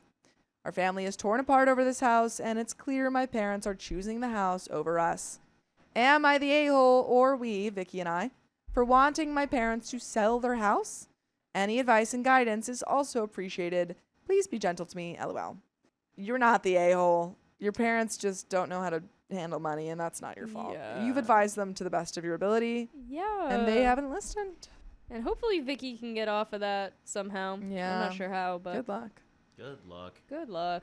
My adoptive mother is neglectful, so I ghosted her. Ghost of Christmas Past. So to add some meat to the story, I was adopted when I was 4 years old. I came from a horrendous family, and social services had been intervening for years until eventually myself and my younger half-brother were placed under child protection and separated from my 3 other older siblings. By the way, this comes from Daphne Blue 96, directly from the r/OK Storytime subreddit. NOP says, I was adopted by a recently widowed woman. Her partner was lost in tragic circumstances not much more than a year before she adopted us. Anyhow, it became quite clear very early on that I was going to have a strained relationship with my adoptive mother. I'll refer to her as Mom in the story. She was incredibly controlling beyond the realms of what would be considered normal. I had serious behavioral issues due to years of neglect and abuse, so I really needed a lot of help and attention. The issue in our relationship really started as I was quite independent and I was old enough to have memories of my childhood prior to adoption and asked a lot of questions. My brother, on the other hand, did not. He was quickly selected as the favorite, and the favoritism he benefited from was unbelievable. Why are Gosh. you even adopting a child if you're not able to, Unconditionally handle- love them. Yeah, or just, handle all of the things that they've gone through. I was ignored for the majority of my childhood. My successes were rarely acknowledged. For context, I was a very athletic kid. I was in every sports team at school. I was the fastest runner in my year, so would regularly be selected for the school team for inter-school competitions, etc. I have countless medals and ribbons from a variety of events, and these were never celebrated. My brother, however, didn't really find his calling when he was younger. He wasn't naturally athletic or overly talented at anything, really. He just wasn't that type of kid, I suppose. Interesting. So even though you went out and diddle. Usually it's a flipped where the Mhm. brother or like, the favorite child gets all the medals and stuff. Yeah. This is a little odd or like, I Yeah. don't Well, know. I think it's because OP has, more Behavioral issues? memories and the behavioral issues and stuff. And so Okay. he's not like, I feel like sometimes bad adoptive parents want kind of the blank slate child that they can Got mold, it. and OP is a little bit less that. Yeah. My mom would go to all his events regardless of how small they were. She turned up to our first cross-country event at a new school, genuinely only to watch him. I won my race. He legitimately came last as he walked the whole lot because he couldn't be bothered. She didn't even see my race. She spent her time watching my brother instead. I was due to leave primary school, so every year the school put on a mini graduation ceremony for us so parents can come watch. We sang a song as a year group and then were brought on stage individually in an assembly hall so parents could take pictures. There was a slideshow in the background with a photo of the kid and what their future aspirations were. 99% of kids had their parents there standing up taking photos when their child came on stage. I went on, and neither my mom or her partner were there. Oh my gosh. That's so sad. I wouldn't mind, but they had nothing on that evening. They lived 200 meters from the school. They sat at home to watch a film with my brother instead. They should not be parents. Anyway, a year goes by, and it's my brother's graduation. Guess what? They both turned up to his. Of course they have to. Of course, they's their little baby boy. My adoptive family has been witnessing the favoritism for many years, and it often caused some arguments, particularly between my nan and my mom. My mom's mother, obviously. I was very close with my nan until she passed. Ugh. She was my guardian in a lot of ways. I would stay at hers most weekends. I think she'd ask if I wanted to stay at hers just to get me away from my mom for a bit. I didn't realize that at the time. I used to get screamed at for everything as a kid. She was that lunatic mom you sometimes see at the grocery store, screaming at her kids for every minor infringement. When I turned 16, I started working full-time as an apprentice. That's when our relationship started reaching its boiling point. I'd ran away from home multiple times at this point, as she had been screaming at me about something minor, and I just had enough. Her brother would often take me in. He knew the whole story and sided with me on it. So she started threatening to kick me out. This went on for ages as I just argued with her constantly because I simply didn't respect her anymore. She had spent a lifetime excluding me and neglecting me emotionally, and I didn't see her as a mom, more as an authority figure. She would tell her ex-husbands, who passed away, parents, constantly that she was going to kick me out, so I grew tired of the threats, and when I turned 17, I moved out and didn't tell any of my family. I stayed at my friend's in a tiny spare bedroom until eventually my mom's brother found out and took me for lunch and told me that I would be moving in with him, as in his words, if you're going to be staying anywhere, it's going to be with family. Good on your mom's brother, because she sucks. I just don't understand why you adopt, Yeah. why what's you the thought process here? choose. You choose to have a child. That is so much more a choice than, having a kid biologically. You know what probably happened? What? Hey, I'd like to have this kid. Oh, Comes with this. Yeah. Okay. All right. Yeah, I'll do that. Yeah, but that's just crazy to me. It's like, if you're not ready to be a parent to both these kids, don't adopt them. Yeah. This caused a massive feud with my mom and my uncle, one that still hasn't healed. My mom accuses him and his wife of trying to steal me away from her, and they've done it my whole life, which isn't true. They would just come and take me out on weekends and stuff simply to give me some normality. I think a lot of it was orchestrated by my nan. Anyway, scroll forward 4 years. I hadn't spoken to my mom in that time. I'd settled down with my uncle and aunt and finally felt like I belonged somewhere. Aw. My mom suddenly got ill. And looked like she might not make it, so I decided to reach out and went to see her at hospital. We reconciled, but I really struggled to forgive her, as any time family was brought up in conversation, she would badmouth my uncle and aunt, bearing in mind they'd basically been my parents for the last 6 years. I didn't like hearing them being slandered when what my mom was saying was just nasty and untrue. She firmly believes, even to this day, that she was never in the wrong. Oh my gosh. I mean, your mom just is a terrible person. She just sucks. I'm I'm glad that you have other people in this family that are looking out for you, though. afraid, because OP, you had to raise yourself. I'm also afraid that the brother didn't get much raising. And Well, what I'm sad about is that OP and his brother probably don't have a good relationship because of this favoritism, which is so not the brother's fault. Yeah. Is this a but- girl or a boy? I don't know. Here, I'll go OP, back. what are you? 44. Doesn't say. It's from our subreddit. I think it's a Daphne woman. Blue. Yeah, it's a woman. I knew it.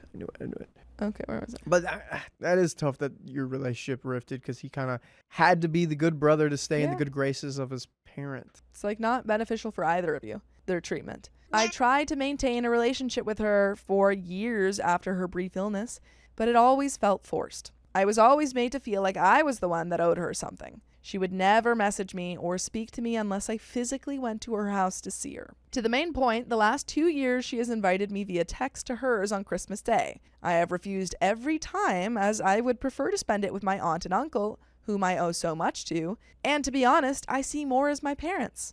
I feel loved there and comfortable, and I feel like that's an important thing to feel on Christmas Day. Last year, she invited me around, and I told her I wouldn't be going to hers, and she kicked off and started ripping into my aunt and uncle again, saying I always prioritize them over her, etc., etc. I ignored her and left it. I mean, she never prioritized you, so it's tough, you know? Who would have known this would have been Yeah. the consequences of your actions? Yeah, you don't owe this woman anything. Christmas ghost. Yeah. A year went, and I decided mid-year I was tired of trying to maintain a relationship with a woman who offered nothing positive to my life and refused to acknowledge her shortfalls as a parent. She legitimately hasn't messaged me on my birthday for the last 10 years. Whoa. I am her son, who she chose to adopt, whom she emotionally neglected for years, yet she expects me to come to hers on Christmas Day as if it's her God-given right? Okay, so this is a guy. Yes, son. Dang, I was wrong about that. Everyone, this is a guy. I mean, I've been saying they for most of it, but I was keeping it safe too. yeah. Yeah. Okay. His son. Gosh, dude, you do not like this woman doesn't deserve your time No. at all. You And don't owe her literally anything. I'm glad you're realizing this now. Yeah. I mean, you have the people in your life who care about you and have showed up for you. Yeah. And she's never once showed up for you and is now demanding, the emotional, like she's demanding your love and affection when she's given nothing back or nothing to earn it. So I sent her a very long, well-written message stating how I'd never been a priority of hers and how she has never shown any interest in my life at all, and I was tired of pretending like everything was okay. So after this, we literally didn't speak all year, and we made it to this Christmas just gone. And she invited me again, to which I refused. She invites me around mainly to save face in front of her ex-husband's parents, who are very prominent figures in my life. I am super close with my grandfather. Not technically my grandfather, as I've never even met his son, as he passed before we were adopted. But I do share his middle and last name, so it makes sense. By the way, you can share full episodes of stories just like this. Just go to Spotify, Apple Podcasts, iHeartRadio, or your favorite podcast app and search OK Storytime. Share it with all your friends and family. There is a little bit left to this story. Do you have any final thoughts? No, it's tricky. This woman Yeah. likes to play politics and is using you. Mm-hmm. I think just hang out with uncle and auntie. They seem like a pretty vibey people. I agree. Stay with those. Stay with them. My grandparents go to my mom's for Christmas Day every year, so I'm assuming she doesn't want to be hit with questions like, is OP coming around today at all? So she messaged me a week before Christmas and asked if I wanted to call around and get my presents off her. I never did go and get them and haven't spoken to her since. I feel bad in some ways that she made an effort to buy me a present, but it just feels so forced. Would you make an effort with someone who has neglected you for so long? I feel like I've tried for long enough, and I need to draw a line under it and cut her off. It's so hard when it's your mom, though I don't get why. Maybe a part of me is still seeking the validation she never gave me as a kid. Who knows? P.S. She only messaged me to collect my Christmas presents off her because when she tried to give them to my brother to give to me, he refused to take them and told her how crappy that was and that she needed to make an effort with me. Nice. Well, I'm glad that it seems like your brother's still cool, He gets it. which is great. I love that. Yeah. That's the end of that story. Dude, I But, grew up seeing. This is so sad. But I grew up going to basketball games, and these parents would always be like taking stats of their kid and everything. Yeah. So they had 3 kids. One was the oldest, and then they had twins. And the oldest was the golden child. He's good at basketball. I'd that's love to play him in basketball again Yeah. right now. But anyways, he was always like, I think he dated my ex at one point. Huh. I don't know. But he was always like, parents loved him. And then the other 2, they're just kind of like, they show up, but they weren't as like involved. Oh, I was just like, dude, that's weird. sad. Yeah. Yeah. And then the twin brother was talking to my cousin, but then that didn't work out. And then Well, anyway, that is the end of that story.